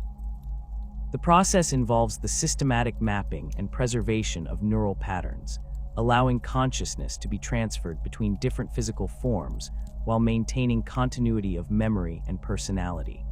The bodies used for resurrection are typically heavily modified versions of the original form, incorporating improvements and enhancements that reflect advances in biological engineering techniques developed since the subject's previous death. The political influence wielded by major homunculi like Urian Rakarth extends throughout Commorragh's power structure, with their unique capabilities making them indispensable to the various factions that compete for dominance within the Dark City. The ability to restore fallen leaders to life provides these ancient beings with leverage that transcends conventional political relationships, as even the most powerful archons must consider the possibility that they may one day require the services that only a master homunculus can provide. This relationship creates a complex dynamic where political authority and scientific expertise intersect in ways that can dramatically influence the outcomes of factional conflicts and succession disputes. The training and development of new homunculi requires decades or centuries of intensive study and practical experience, with apprentices gradually mastering the various techniques and technologies necessary for independent operation. The selection process for potential candidates emphasizes not only technical aptitude, but also the psychological characteristics necessary to perform extensive modifications on conscious subjects, while maintaining the scientific objectivity required for effective research.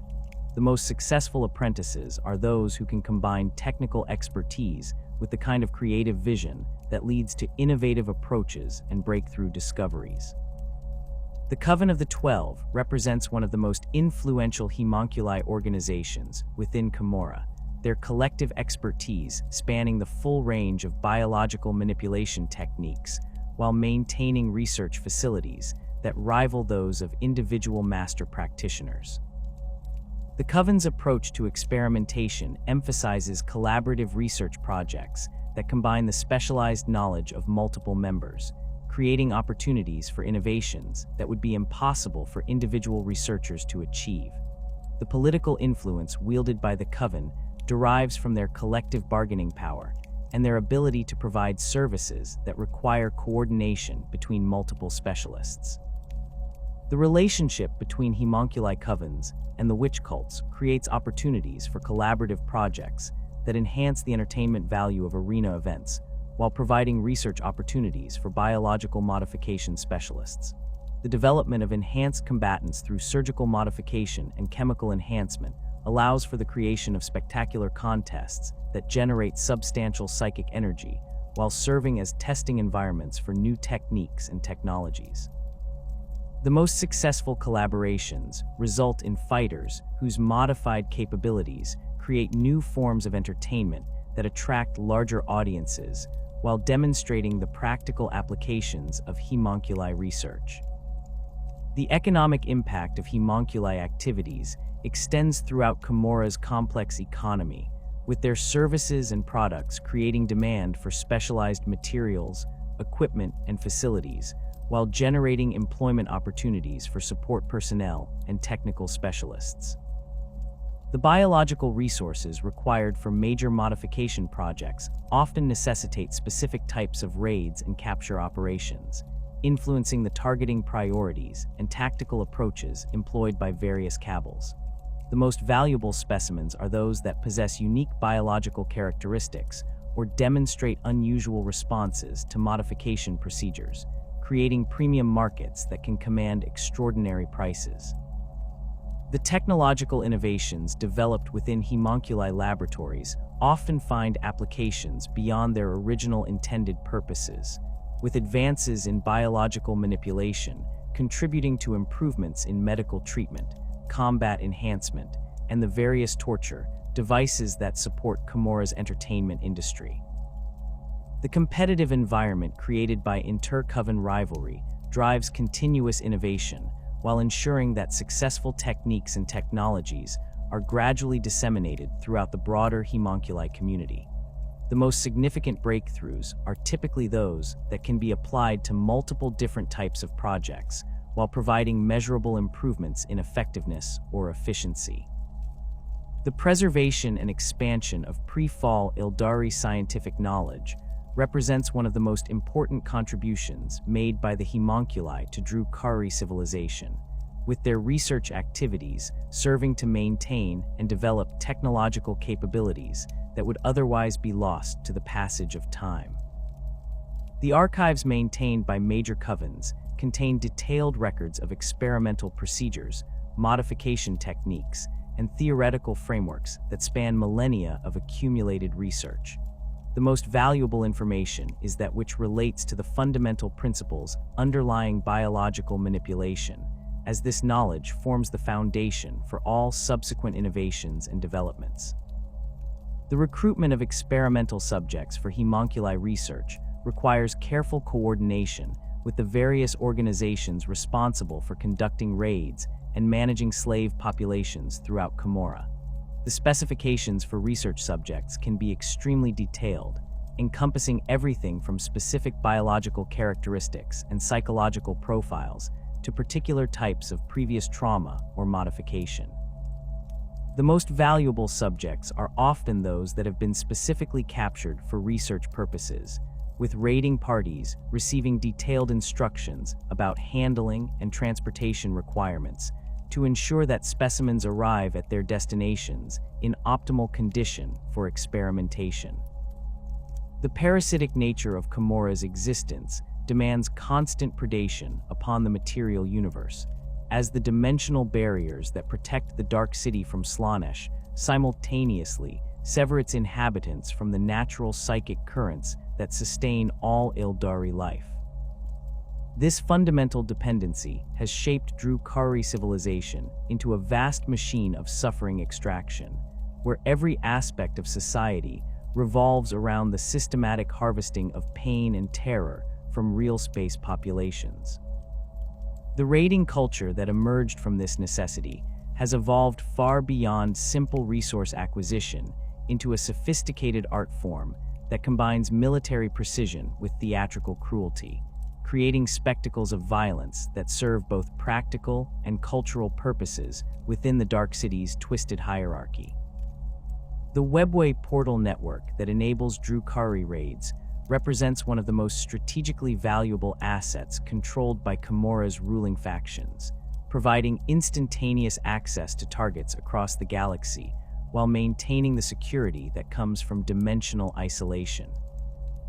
These ancient passages, originally constructed by the Eldari Empire at the height of its power, have been extensively modified and expanded by successive generations of Dark City engineers to accommodate the specific requirements of raiding operations.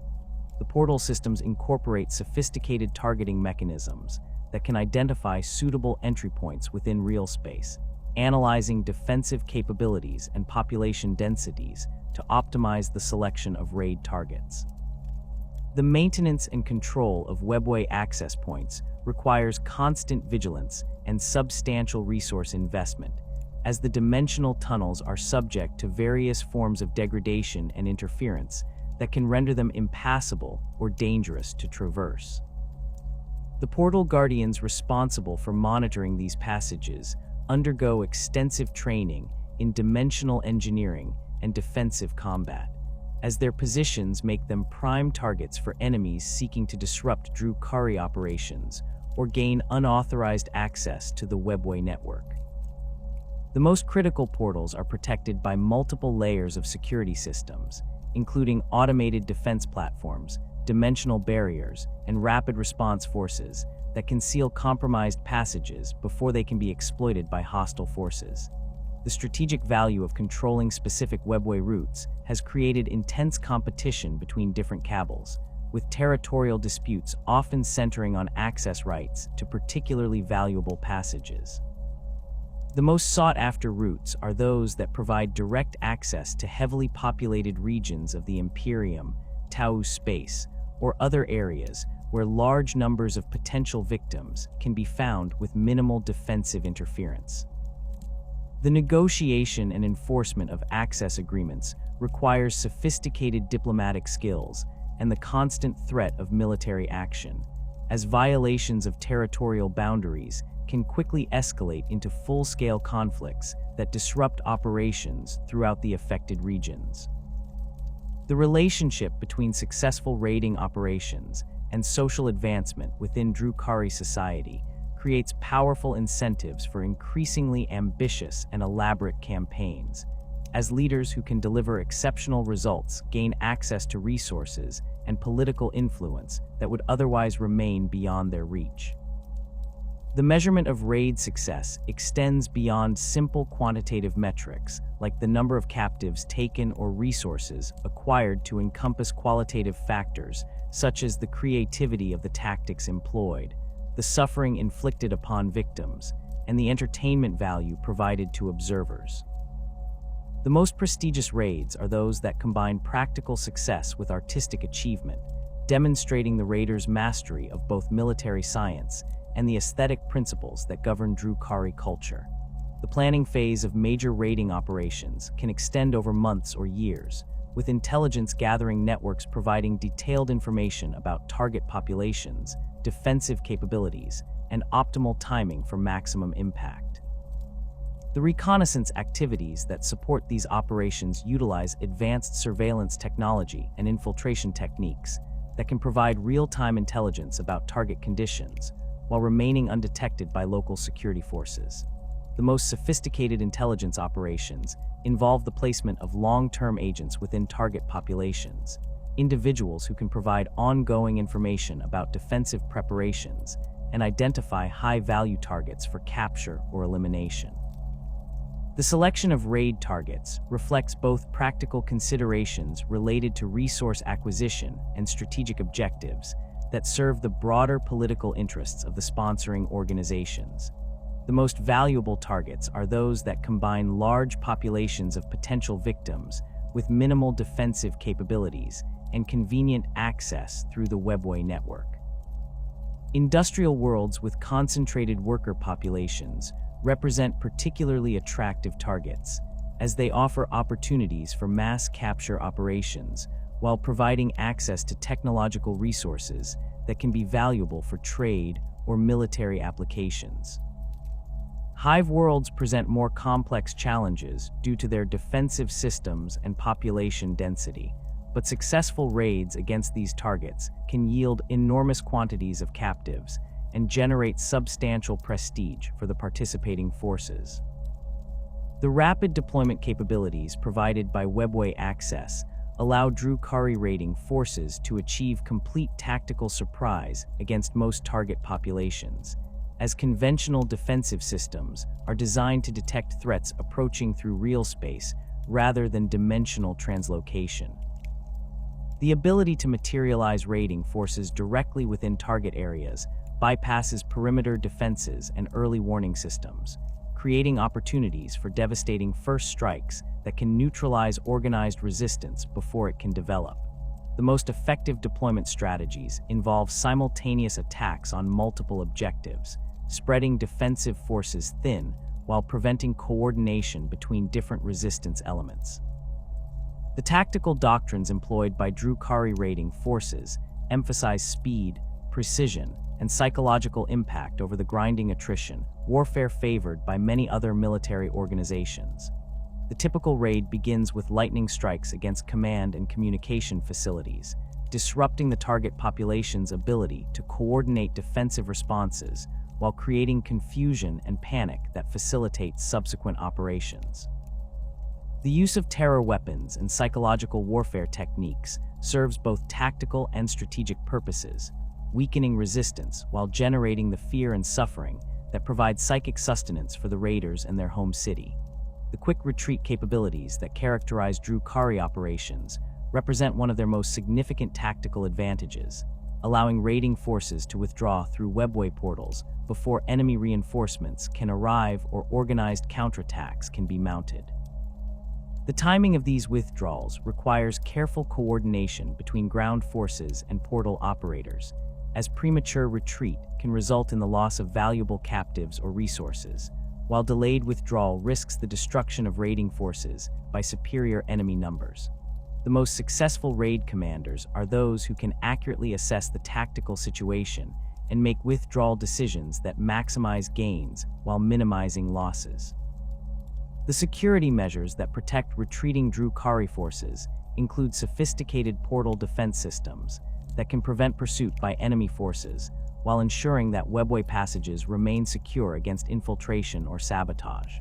The dimensional barriers that separate the Webway from real space provide natural protection against most forms of pursuit, but specialized enemy forces equipped with psychic capabilities or advanced technology can sometimes breach these defenses. The portal guardians responsible for managing retreat operations maintain contingency plans for sealing compromised passages and redirecting fleeing forces through alternative routes to prevent enemy access to the broader Webway network. The types of raiding operations conducted by different Drukhari organizations vary significantly in scope, complexity, and objectives, reflecting the diverse needs and capabilities of the various factions that compete for dominance within Commorragh's political hierarchy. The quick slave-taking expeditions that represent the most common form of raid are typically conducted by smaller cabals or specialized units seeking to acquire specific types of captives for particular purposes. These operations prioritize speed and stealth over elaborate planning, focusing on isolated settlements or transportation routes where victims can be captured with minimal resistance and transported back to Commorragh before defensive forces can respond. The planning requirements for simple slave raids are relatively modest, involving basic reconnaissance to identify suitable targets and escape routes while ensuring that Webway access remains secure throughout the operation. The forces employed in these raids typically consist of small, highly mobile units equipped with specialized capture equipment and non-lethal weapons designed to incapacitate victims without causing damage that would reduce their value as sources of psychic energy. The success of these operations depends primarily on tactical execution and timing rather than elaborate strategic planning or massive resource commitments. The elaborate campaigns of terror and destruction that represent the pinnacle of Drukhari raiding culture require extensive planning, substantial resource commitments, and coordination between multiple organizations to achieve their ambitious objectives. These operations are typically sponsored by major cabals seeking to demonstrate their power and capabilities while acquiring the massive quantities of captives and resources necessary to support large-scale political initiatives. The planning phase for major campaigns can involve detailed analysis of target defenses, the development of specialized equipment and tactics, and the negotiation of complex agreements between participating organizations regarding resource allocation and the distribution of captured assets. The execution of major raiding campaigns often involves multiple phases of operation, beginning with preliminary strikes designed to weaken defensive capabilities and gather intelligence about target responses. The main assault phase typically employs overwhelming force applied at carefully selected points to achieve rapid breakthrough and maximize the disruption of enemy defensive coordination. The exploitation phase focuses on the systematic capture of prisoners and resources while maintaining the momentum necessary to prevent effective counterattacks. The withdrawal phase requires careful coordination to ensure that all participating forces and their captured assets can be evacuated safely through available Webway portals.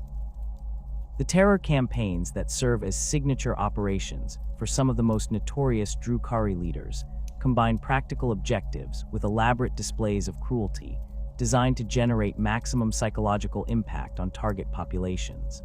These operations often involve the systematic torture and execution of captured victims in public settings, creating spectacles of suffering that serve both as entertainment for the raiders and as psychological weapons against surviving populations. The most sophisticated terror campaigns incorporate elements of psychological warfare designed to create lasting trauma that can persist long after the raiders have withdrawn, ensuring that the fear generated continues to provide psychic sustenance even after the conclusion of active operations. The resource extraction operations that accompany major raids focus on the acquisition of materials and technologies that can enhance Drukhari military capabilities or provide valuable trade commodities within Commorragh's complex economy. The most valuable resources are those that cannot be produced within the Dark City's artificial environment, including rare minerals, advanced technologies, and biological specimens that can serve as raw materials for homunculi experiments. The systematic looting of target facilities requires specialized equipment and expertise to identify and extract the most valuable items, while maintaining the speed necessary to complete operations before enemy reinforcements can arrive. The coordination between different types of raiding operations creates synergistic effects that enhance the overall effectiveness of Drukhari predation, while providing opportunities for smaller organizations to participate in operations that would otherwise exceed their individual capabilities. The intelligence gathered during preliminary raids can inform the planning of subsequent major operations, while the resources acquired through successful campaigns can fund additional raids that expand the scope and frequency of Drukhari activities. The most successful raiding programs are those that maintain continuous cycles of operation, using the results of each raid to plan and resource subsequent operations, while building the experience and reputation necessary for increasingly ambitious undertakings. The impact of successful raiding operations extends throughout Commorragh's social and political structure, providing advancement opportunities for ambitious individuals while generating the resources necessary to maintain the Dark City's complex infrastructure. The distribution of captured slaves and resources serves as a mechanism for rewarding loyalty and competence while punishing failure and disloyalty within the various organizational hierarchies. The most successful raid leaders gain access to increasingly prestigious assignments and greater resource allocations, creating positive feedback loops that can lead to rapid advancement through the ranks of their respective organizations. The prestige associated with particularly successful or innovative raids creates lasting reputations that can influence political relationships and commercial opportunities throughout a leader's career. The development of signature tactical approaches, or the achievement of particularly spectacular victories, can establish individual raiders as recognized experts in specific types of operations, leading to consulting opportunities and leadership positions within major campaigns. The most renowned raid leaders often attract followers from other organizations, creating opportunities for the formation of new cabals or the expansion of existing ones through the recruitment of experienced personnel. The competition between different raiding organizations drives continuous innovation in tactics, equipment, and operational planning, as successful techniques are quickly adopted by rival groups while new approaches are developed to maintain competitive advantages. The sharing of information and resources between allied organizations creates opportunities for collaborative operations that can achieve objectives beyond the capabilities of individual groups, while the secrecy surrounding proprietary techniques and technologies ensures that competitive advantages can be maintained over extended periods. The most successful raiding cultures are those that can balance cooperation and competition to maximize both individual advancement and collective effectiveness.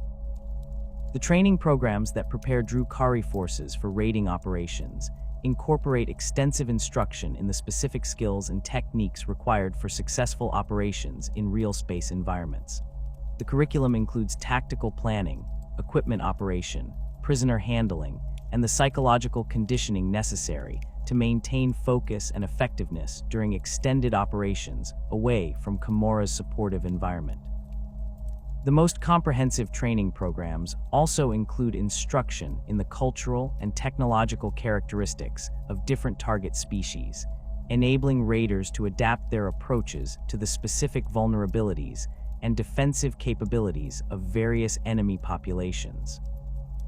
The equipment and technology employed in Drukhari raiding operations reflects the specialized requirements of operations that must achieve rapid success while maintaining the mobility necessary for quick withdrawal through Webway portals. The weapon systems favored by raiding forces emphasize precision and non-lethality over raw destructive power, as the primary objective is typically the capture of living victims rather than their elimination. The vehicles and aircraft used in these operations incorporate advanced stealth systems and dimensional manipulation technology that allows them to operate effectively in real space while maintaining the ability to retreat quickly to the safety of the Webway network. The logistical support systems that enable sustained raiding operations require sophisticated planning and resource management to ensure that forces can operate effectively at extended distances from their home base while maintaining the security necessary to prevent enemy infiltration or sabotage. The supply chains that support major operations must be capable of providing ammunition, medical supplies, and replacement equipment, while maintaining the secrecy necessary to prevent enemy intelligence services from tracking and disrupting Drukhari activities. The most effective logistical systems are those that can adapt quickly to changing operational requirements, while maintaining the redundancy necessary to continue operations, even when individual supply routes are compromised or destroyed. The labyrinthine network of Webway portals that connects Commorragh to real space represents one of the most sophisticated transportation systems ever devised, a three-dimensional maze of dimensional tunnels that spans the galaxy while remaining hidden from conventional detection methods. These ancient passages, originally constructed during the height of the Eldari Empire, have been extensively modified and expanded by successive generations of Dark City engineers to serve the specific requirements of Drukhari predation. The portal network consists of primary arteries that can accommodate large-scale military operations, secondary passages designed for rapid deployment of smaller forces, and countless tertiary routes that provide emergency access and alternative pathways when main thoroughfares become compromised or contested. The dimensional engineering that maintains these passages requires constant attention from specialized technicians who possess knowledge of principles that predate the fall by millennia. The Webway tunnels exist in a state of controlled instability, their walls composed of crystallized psychic energy that must be continuously reinforced to prevent collapse into the chaotic energies of the warp. The maintenance crews responsible for this work operate sophisticated equipment that can detect structural weaknesses, repair dimensional fractures, and strengthen tunnel walls against the various forces that constantly threaten their integrity. The most critical maintenance operations involve the replacement of damaged portal generators, massive devices that anchor the tunnel endpoints in both the Webway and real space, while providing the energy necessary to maintain stable dimensional connections. The portal control systems that govern access to the Webway network incorporate multiple layers of security designed to prevent unauthorized use while ensuring rapid deployment capabilities for legitimate raiding operations. Each major portal is equipped with identification scanners that can verify the authorization codes of approaching vessels, while automated defense systems stand ready to destroy unauthorized craft that attempt to force entry into restricted passages. The control centers that coordinate these systems maintain constant communication with Commorragh's Central Command Authority, providing real-time updates on portal status and traffic flow, while requesting permission for major deployments or emergency access protocols.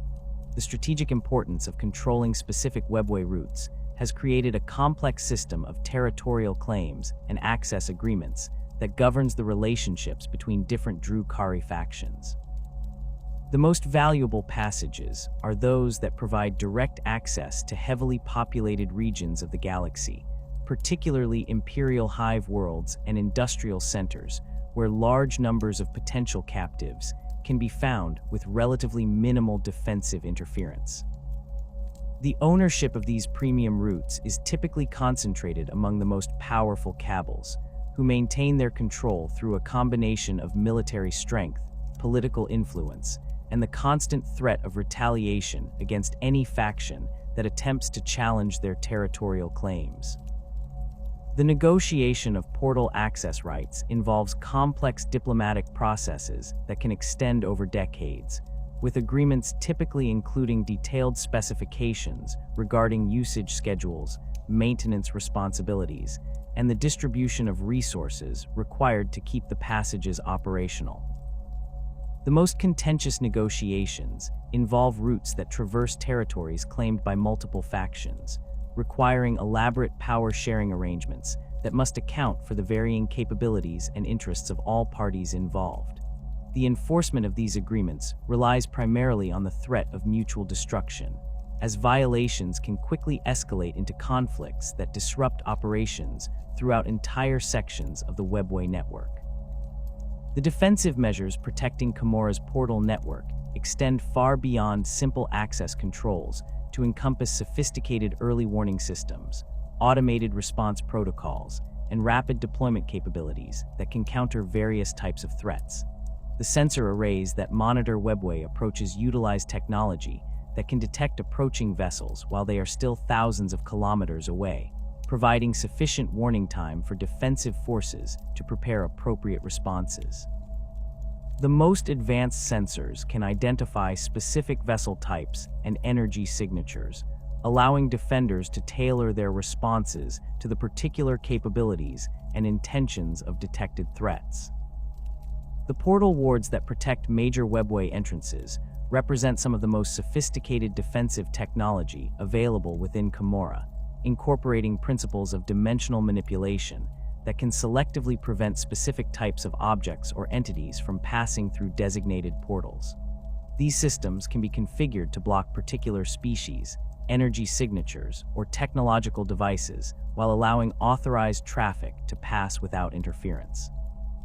The most advanced ward systems can even detect and neutralize hostile intent using psychic scanning technology to identify individuals who pose potential threats to the Dark City's security regardless of their apparent authorization status. The Guardian constructs that serve as the primary defensive forces for critical portal installations combine advanced artificial intelligence with sophisticated weapon systems and dimensional manipulation capabilities.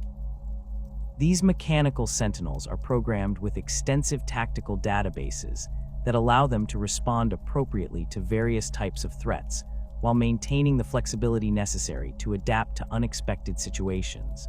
The most powerful Guardian constructs are equipped with weapons that can function effectively in both the Webway environment and real space, ensuring that they can engage threats regardless of their dimensional origin or intended destination. The dimensional barriers that provide additional protection for sensitive portal installations utilize technology that can selectively phase sections of the Webway out of normal space-time, rendering them temporarily inaccessible to hostile forces while maintaining communication and supply links with friendly units. These barriers can be activated instantly in response to detected threats, creating impenetrable defensive positions that can withstand even the most determined assault attempts. The energy requirements for maintaining dimensional barriers are substantial, requiring dedicated power generation facilities and sophisticated energy distribution networks to ensure continuous operation during extended conflicts.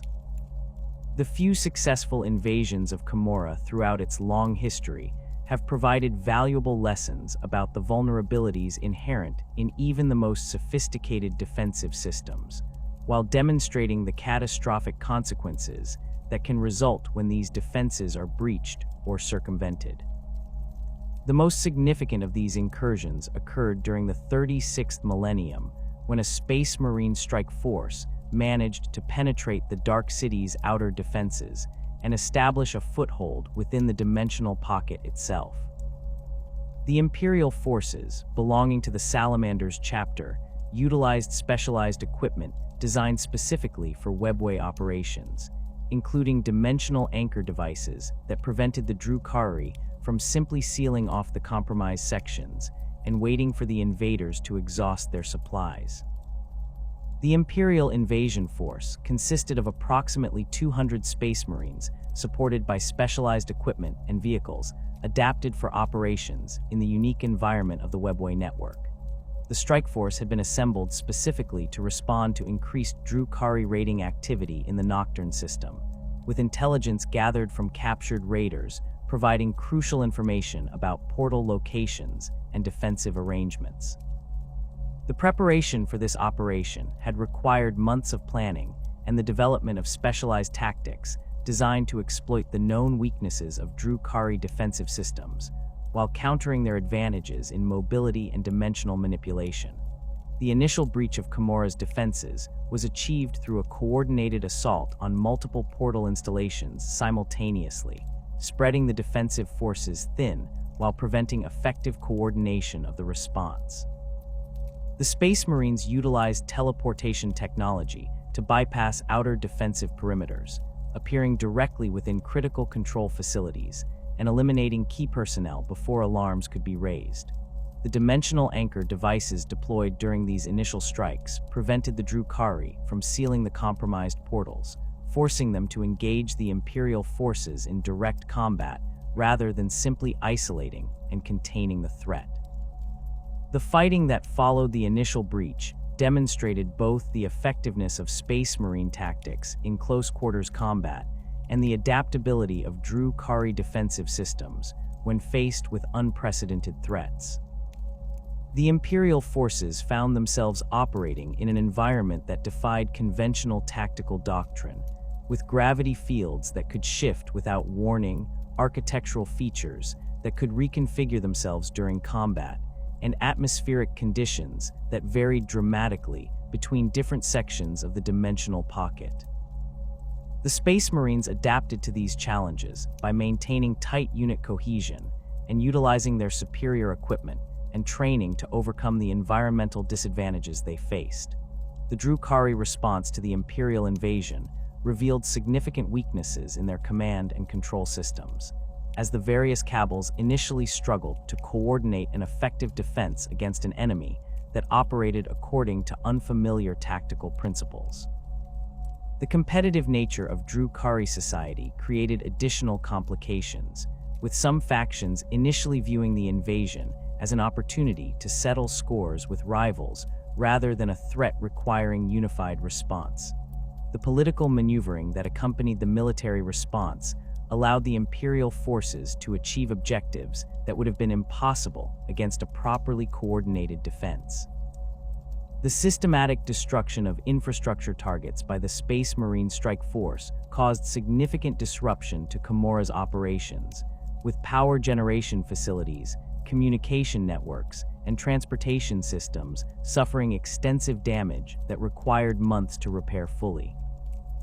The Imperial forces demonstrated particular effectiveness against the slave processing facilities that formed the economic foundation of several major cabals, liberating thousands of captives while destroying equipment that represented centuries of accumulated technological development.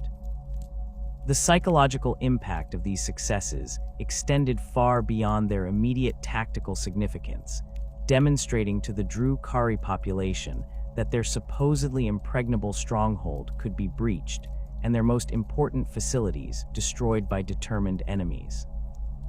The eventual repulsion of the imperial invasion required the intervention of Asdrubal Vect himself, who recognized that the continued presence of Space Marine forces within Commorragh posed an existential threat to the established order.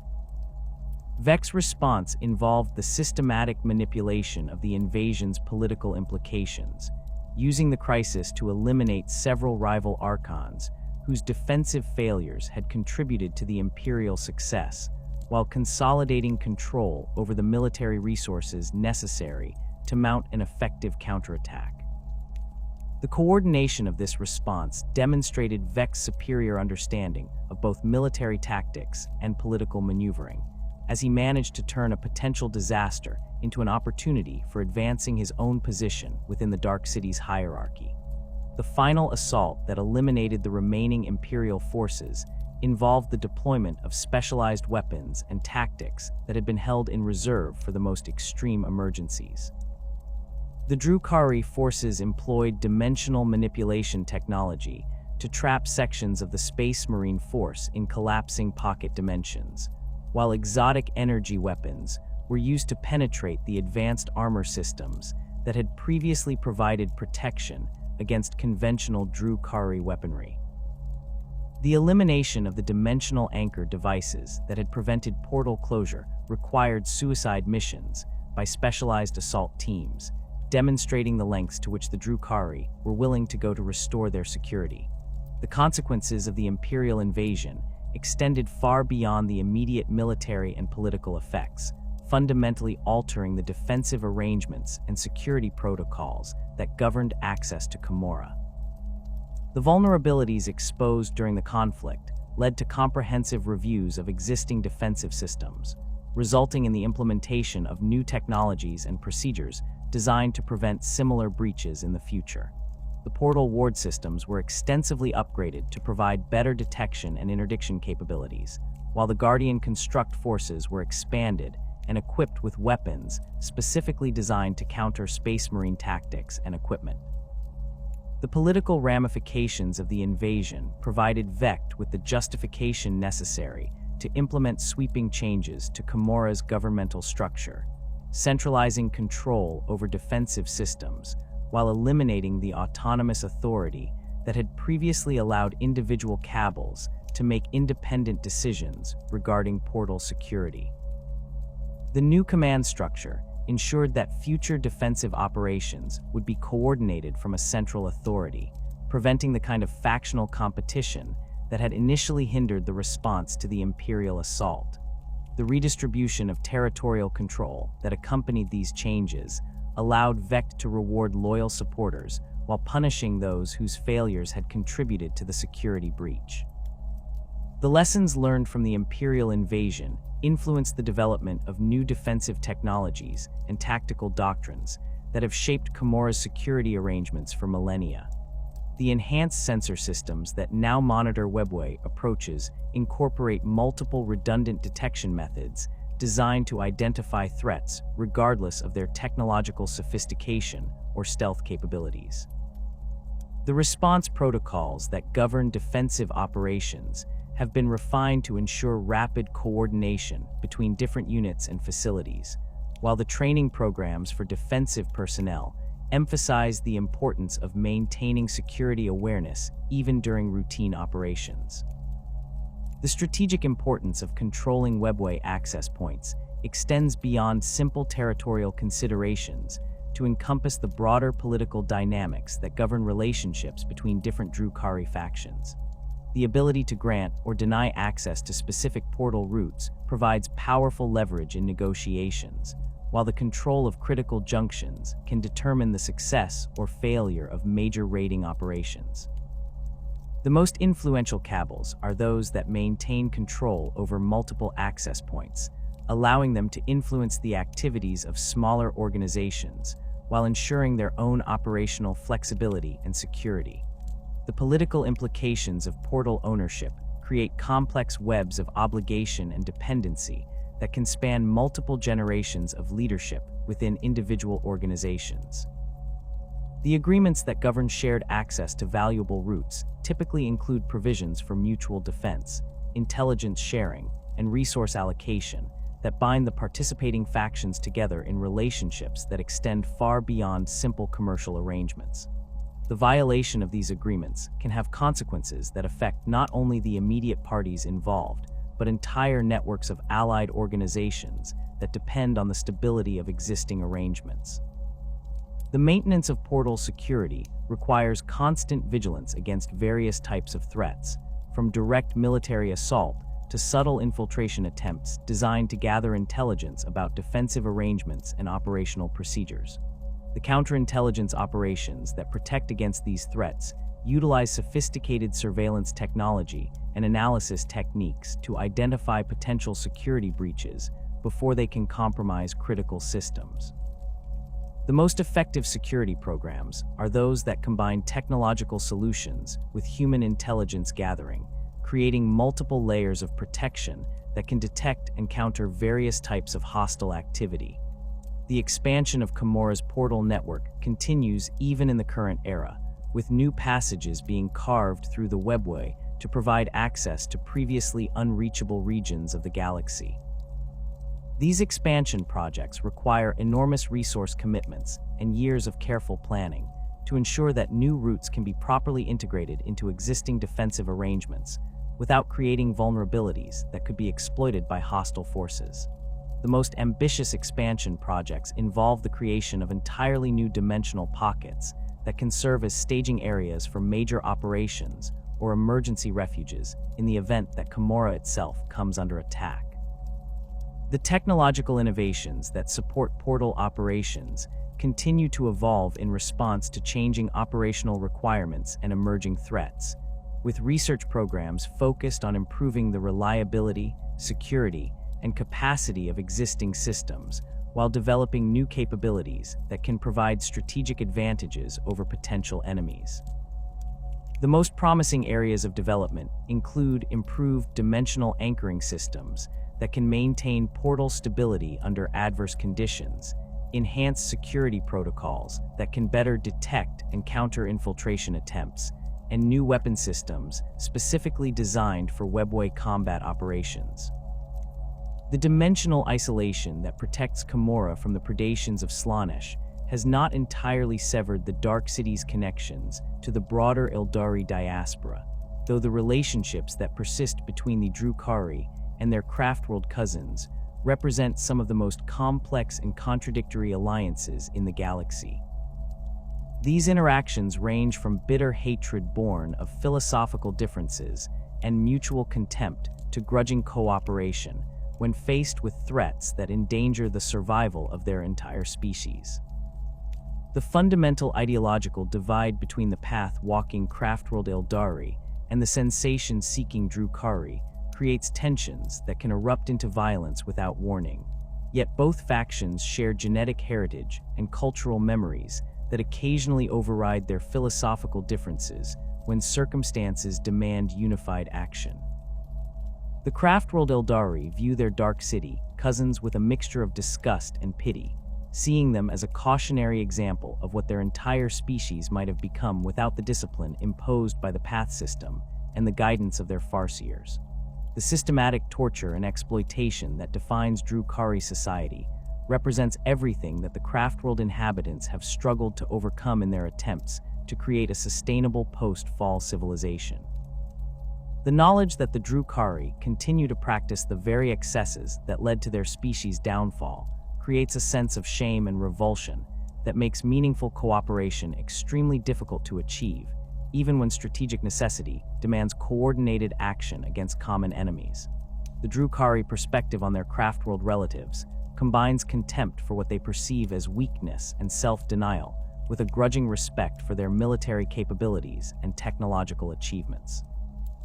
The rigid discipline that governs Craftworld society is viewed as an unnecessary limitation that prevents the full expression of Eldari potential, while the path system is seen as a cowardly retreat from the realities of existence in a hostile galaxy.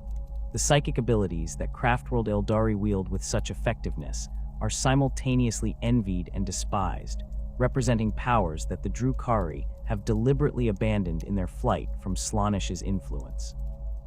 The practical considerations that occasionally force cooperation between these estranged branches of the Eldari species typically involve threats that pose existential dangers to both factions, such as the expansion of chaos forces, major orc invasions, or the emergence of Necron tomb worlds in regions where both groups maintain significant interests.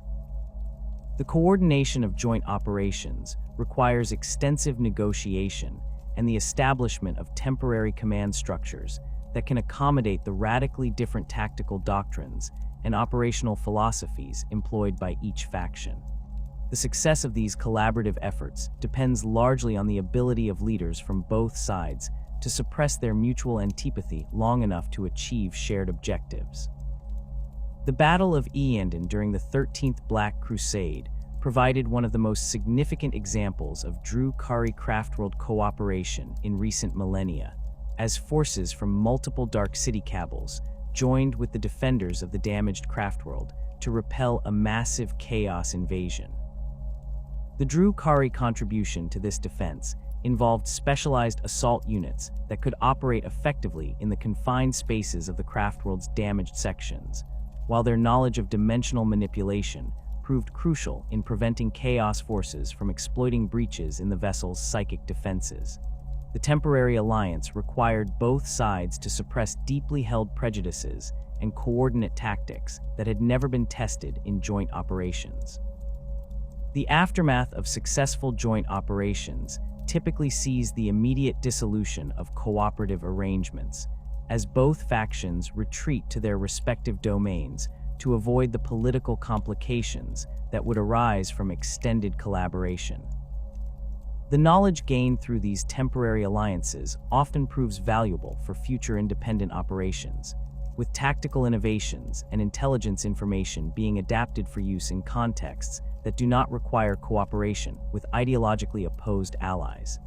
The most successful joint operations are those that achieve their objectives quickly enough to prevent the development of relationships that might complicate future interactions between the participating factions. The interactions between Drukhari raiders and other Xenos species throughout the galaxy follow patterns that reflect both the practical requirements of slave-taking operations and the cultural prejudices that govern Drukhari attitudes toward non-Eldari life forms. The Tau Empire represents a particularly attractive target for raiding operations due to the concentrated populations of their sept worlds and the relatively limited defensive capabilities of their military forces when faced with the kind of rapid deployment tactics favored by Dark City assault units. The technological sophistication of Tau society provides additional incentives for raiding activities, as their advanced equipment and industrial facilities can yield valuable resources that command premium prices in Commorragh's markets. The Tau response to Drukhari predation has evolved significantly over the centuries, with their military doctrine incorporating specific countermeasures designed to limit the effectiveness of hit and run raids while providing better protection for civilian populations. The development of rapid response forces equipped with advanced detection equipment has reduced the success rate of smaller raiding operations, while the construction of fortified population centers has made large-scale slave-taking expeditions more difficult and costly to execute.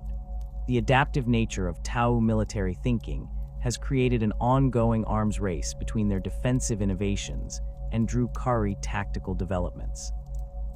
The orc species presents unique challenges and opportunities for Drukhari raiders, as their aggressive nature and crude but effective technology create environments where traditional raiding tactics must be significantly modified to achieve success.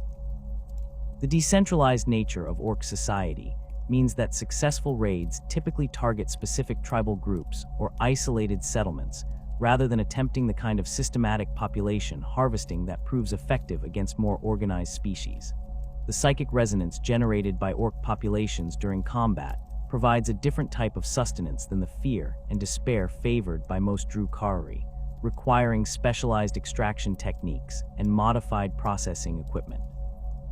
The relationship between Drukhari forces and Imperial military units reflects the fundamental incompatibility between the Imperium's defensive posture and the Dark City's predatory requirements, creating conflicts that have persisted for millennia without resolution.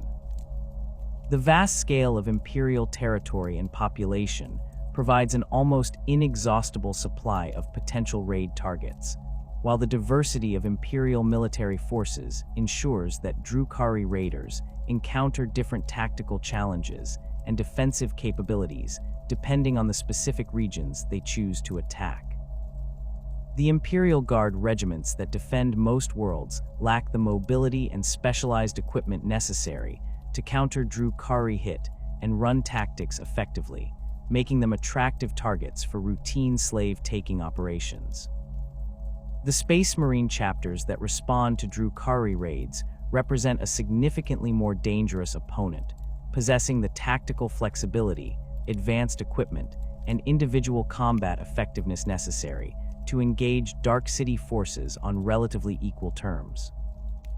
The encounters between these elite Imperial forces and Drukhari raiders often result in devastating casualties for both sides, as the Space Marines' superior defensive capabilities clash with the Dark City's advantages in mobility and surprise.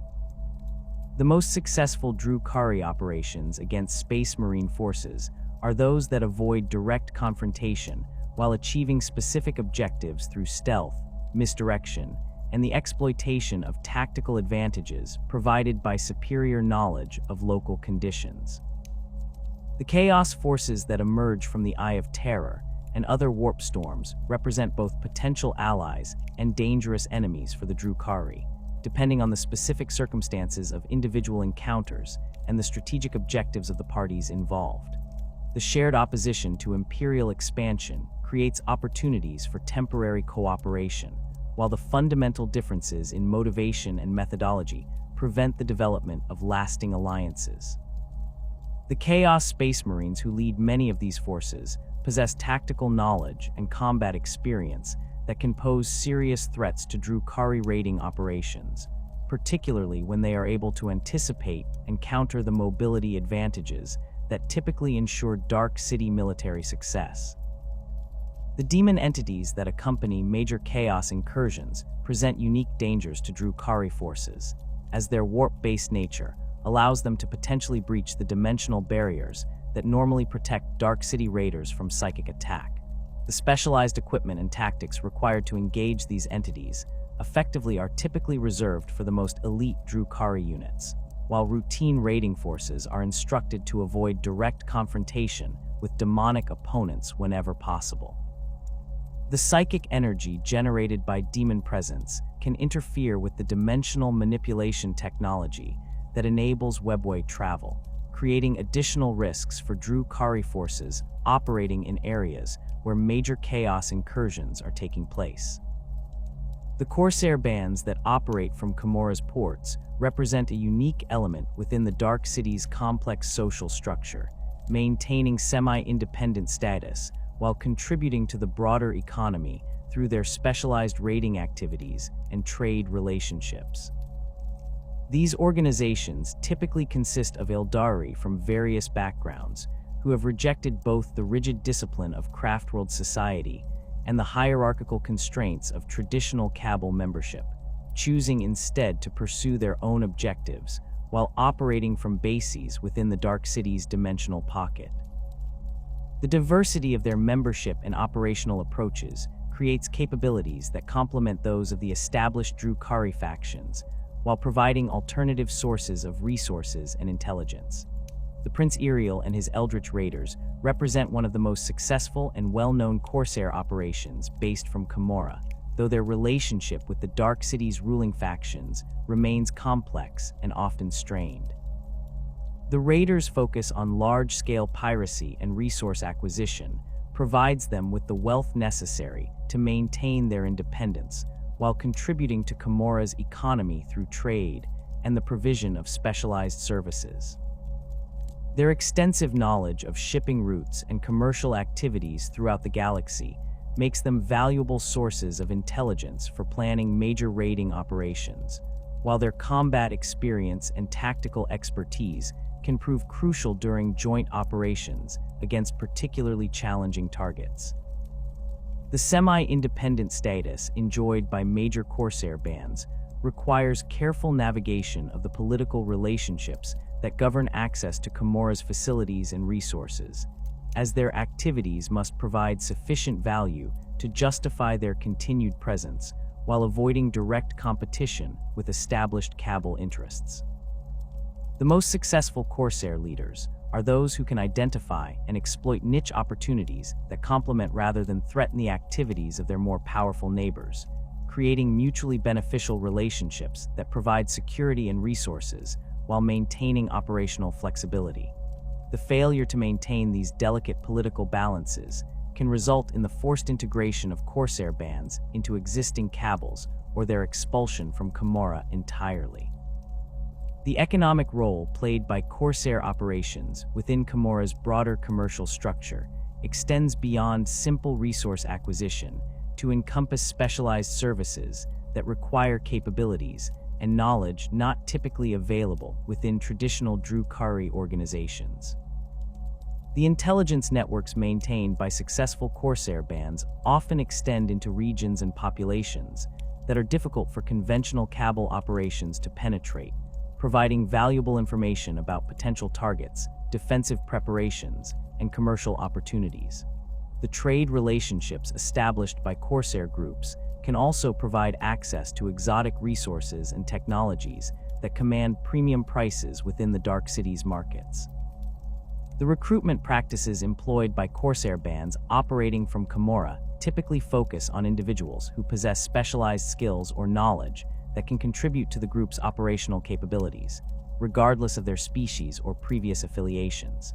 This inclusive approach creates opportunities for non-Drukhari personnel to participate in Dark City activities while providing corsair groups with diverse capabilities that can prove advantageous during complex operations. The integration of these diverse personnel requires careful management to ensure loyalty and prevent security breaches, while the cultural differences between various species can create both challenges and opportunities for innovative tactical approaches.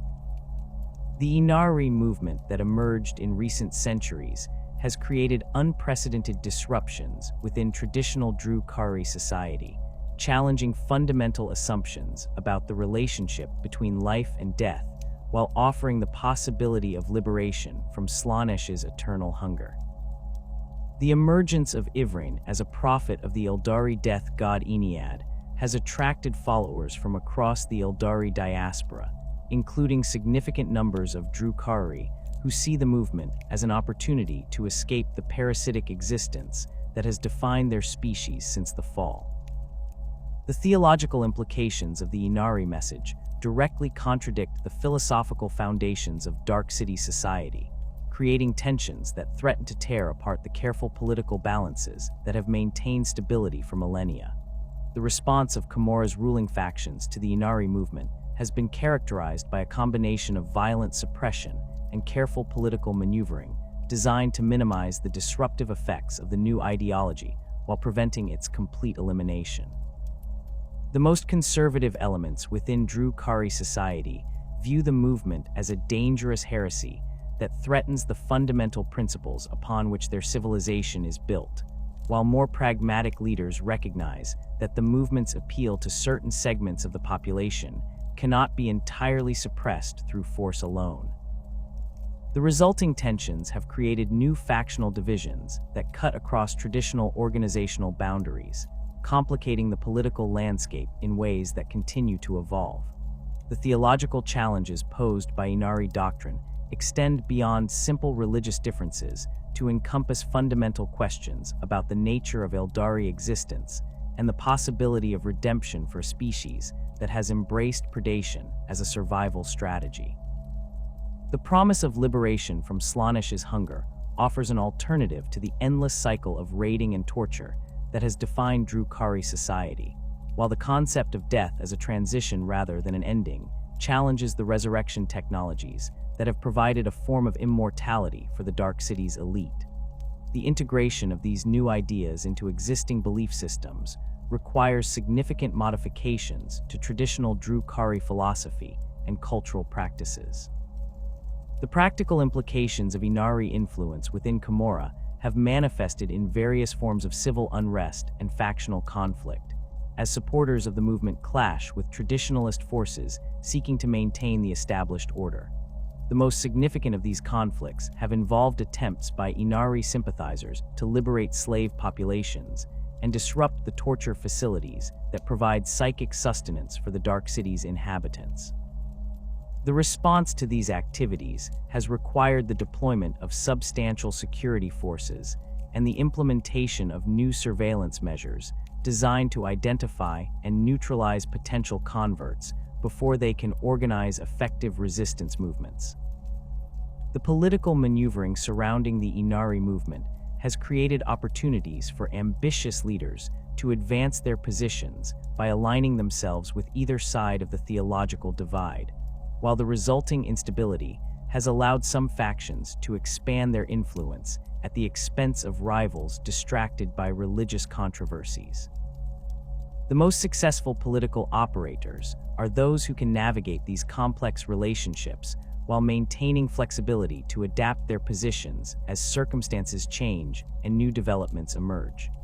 The long-term consequences of the Inari movement for Drukhari society remain unclear, as the fundamental contradictions between the movement's message and the practical requirements of life in Commorragh have yet to be fully resolved.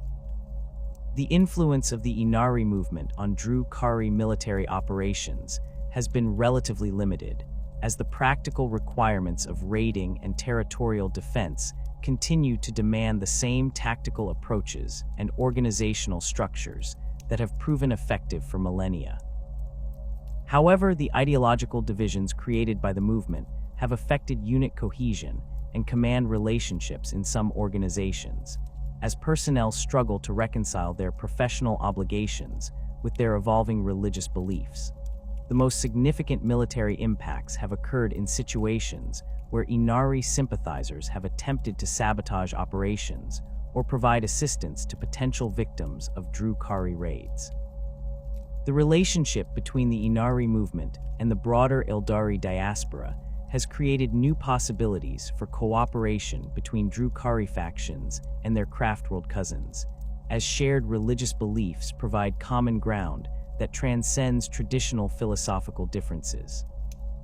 The participation of prominent Drukhari figures in Inari activities has demonstrated that the theological divide between different Eldari factions may be less insurmountable than previously believed, while the movement's emphasis on unity and redemption offers a framework for collaboration that does not require the abandonment of cultural identity or tactical expertise. The technological and scientific implications of Inari doctrine have yet to be fully explored, as the movement's emphasis on death and rebirth may require significant modifications to existing resurrection technologies and life support systems. The research programs investigating these possibilities represent some of the most controversial scientific activities currently underway within Commorragh, as they challenge fundamental assumptions about the nature of consciousness and the relationship between mind and body. The potential applications of this research extend beyond simple theological concerns to encompass practical questions about the sustainability of Drukhari civilization and the possibility of alternative approaches to survival in a hostile galaxy. The existence of every Drukhari within Commorragh's dimensional expanse revolves around a fundamental paradox that defines their entire civilization. The very isolation that protects them from Slaanesh's eternal hunger simultaneously condemns them to a parasitic existence that requires the constant infliction of suffering upon others.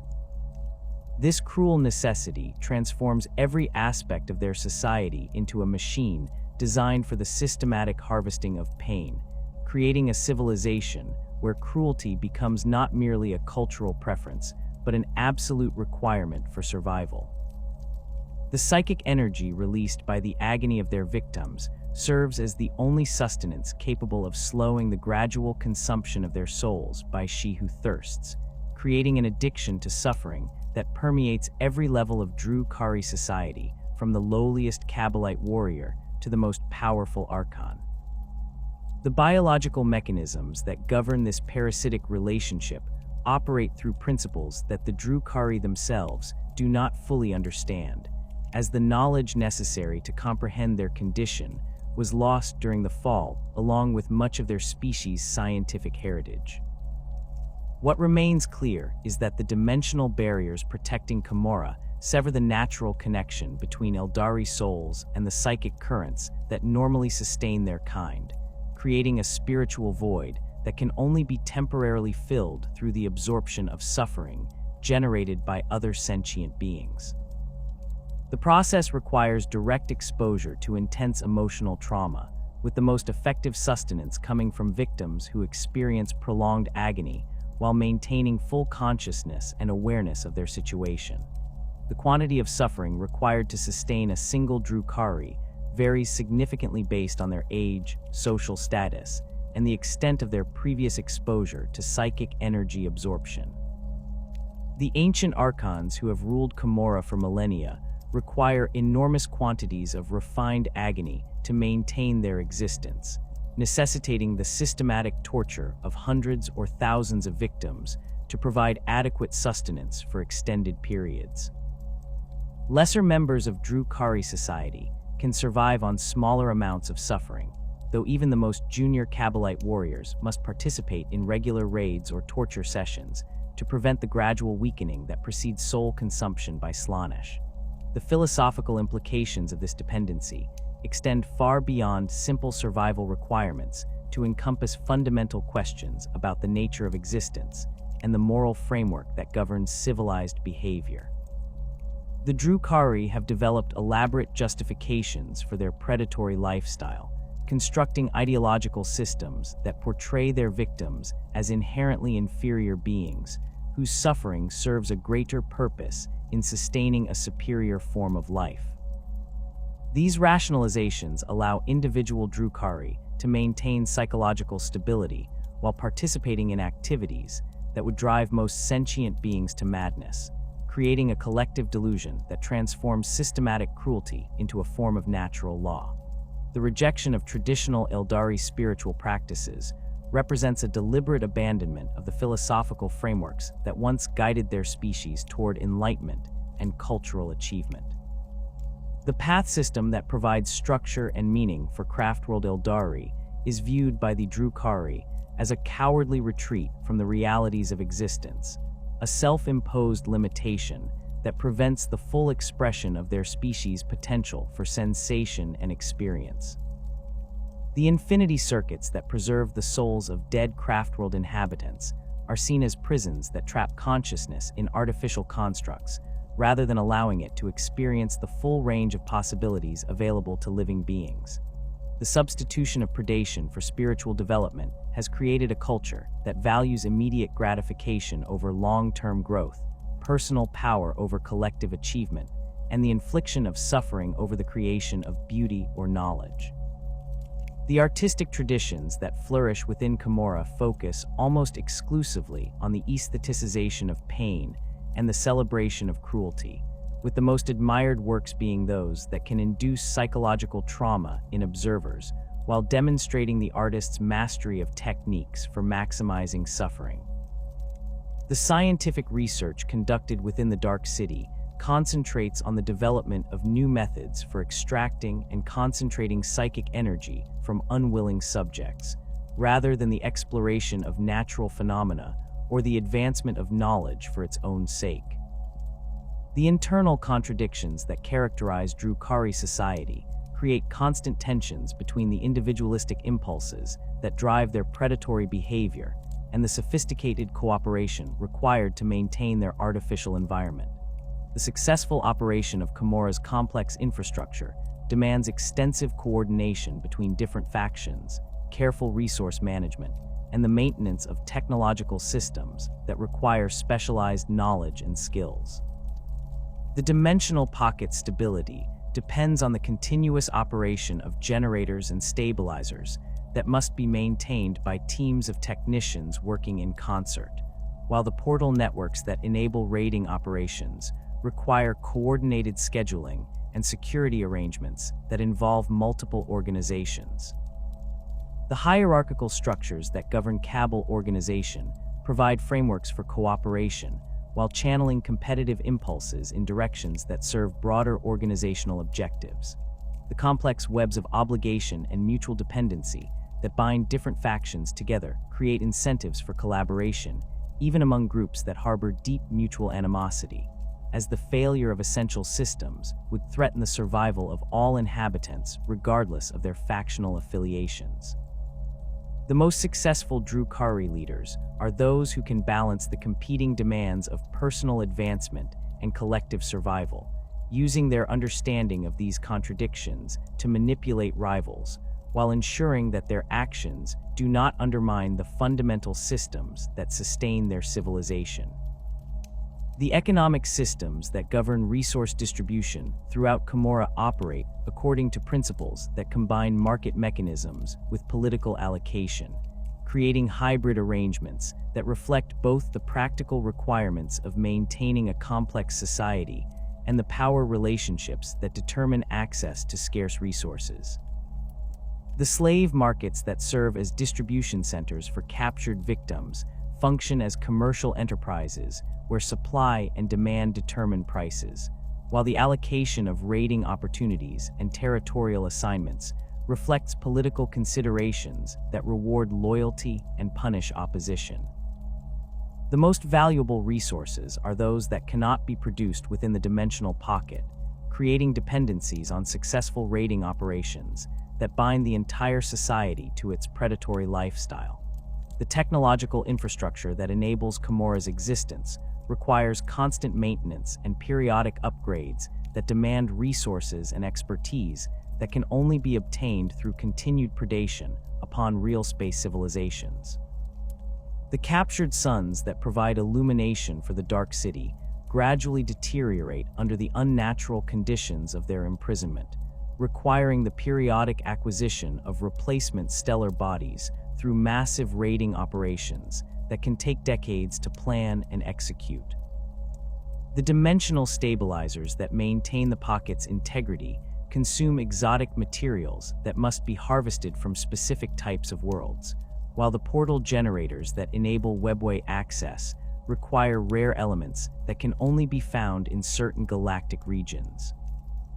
The social mechanisms that maintain order within a society built upon systematic cruelty operate through carefully calibrated systems of fear, reward, and mutual surveillance that prevent the kind of chaotic violence that would destroy the cooperative arrangements necessary for survival. The threat of punishment for violations of established hierarchies serves as a deterrent against excessive individualism, while the promise of advancement through successful participation in collective activities provides incentives for cooperation. The most effective control systems are those that channel aggressive impulses toward external targets while maintaining internal stability through the strategic distribution of opportunities for advancement and the systematic elimination of potential sources of disruption. The cultural traditions that have evolved within Commorragh reflect the fundamental contradictions of a society that requires both sophisticated cooperation and systematic cruelty to maintain its existence. The elaborate etiquette systems that govern interactions between different social classes serve to minimize conflicts that could disrupt essential operations, while the artistic movements that celebrate individual achievement provide outlets for competitive impulses that might otherwise threaten collective stability. The educational systems that prepare young Drukhari for adult roles emphasize both the technical skills necessary for maintaining complex systems and the psychological conditioning required to participate in predatory activities without experiencing debilitating moral conflicts. The emergence of the Great Rift has created unprecedented challenges for Drukhari civilization, as the massive warp storm has disrupted Webway passages throughout the galaxy while creating new opportunities for chaos incursions that threaten the dimensional barriers protecting Commorragh. The instability introduced by this galactic catastrophe has forced major modifications to raiding strategies and defensive arrangements, while the increased warp activity has made certain types of psychic energy harvesting more dangerous and unpredictable. The most significant long-term consequence may be the gradual degradation of Webway infrastructure that could eventually isolate Commorragh from its hunting grounds, forcing the Drukhari to develop alternative survival strategies or face extinction. The influence of the Inari movement within Commorragh has created ideological divisions that threaten the philosophical foundations upon which Drukhari society is built, offering the possibility of liberation from Slaanish's hunger while challenging the predatory lifestyle that has defined their civilization for millennia. The theological implications of Inari doctrine directly contradict the rationalizations that allow individual Drukhari to participate in systematic torture and exploitation, creating cognitive dissonance that has led to civil unrest and factional conflicts throughout the Dark City. The promise of redemption through the awakening of Ennead appeals particularly to younger Drukhari who have not yet become fully integrated into the established power structures, creating generational tensions that complicate traditional authority relationships. The practical challenges posed by Inari influence extend beyond simple ideological disagreements to encompass fundamental questions about the sustainability of Commorragh's economic and social systems. The liberation of slave populations advocated by Inari sympathizers would eliminate the primary source of psychic sustenance that enables Drukhari survival, while the rejection of torture and exploitation would undermine the cultural practices that provide meaning and structure to their society. The resolution of these contradictions requires either the complete suppression of Inari influence or the development of alternative survival strategies that do not depend on the systematic infliction of suffering.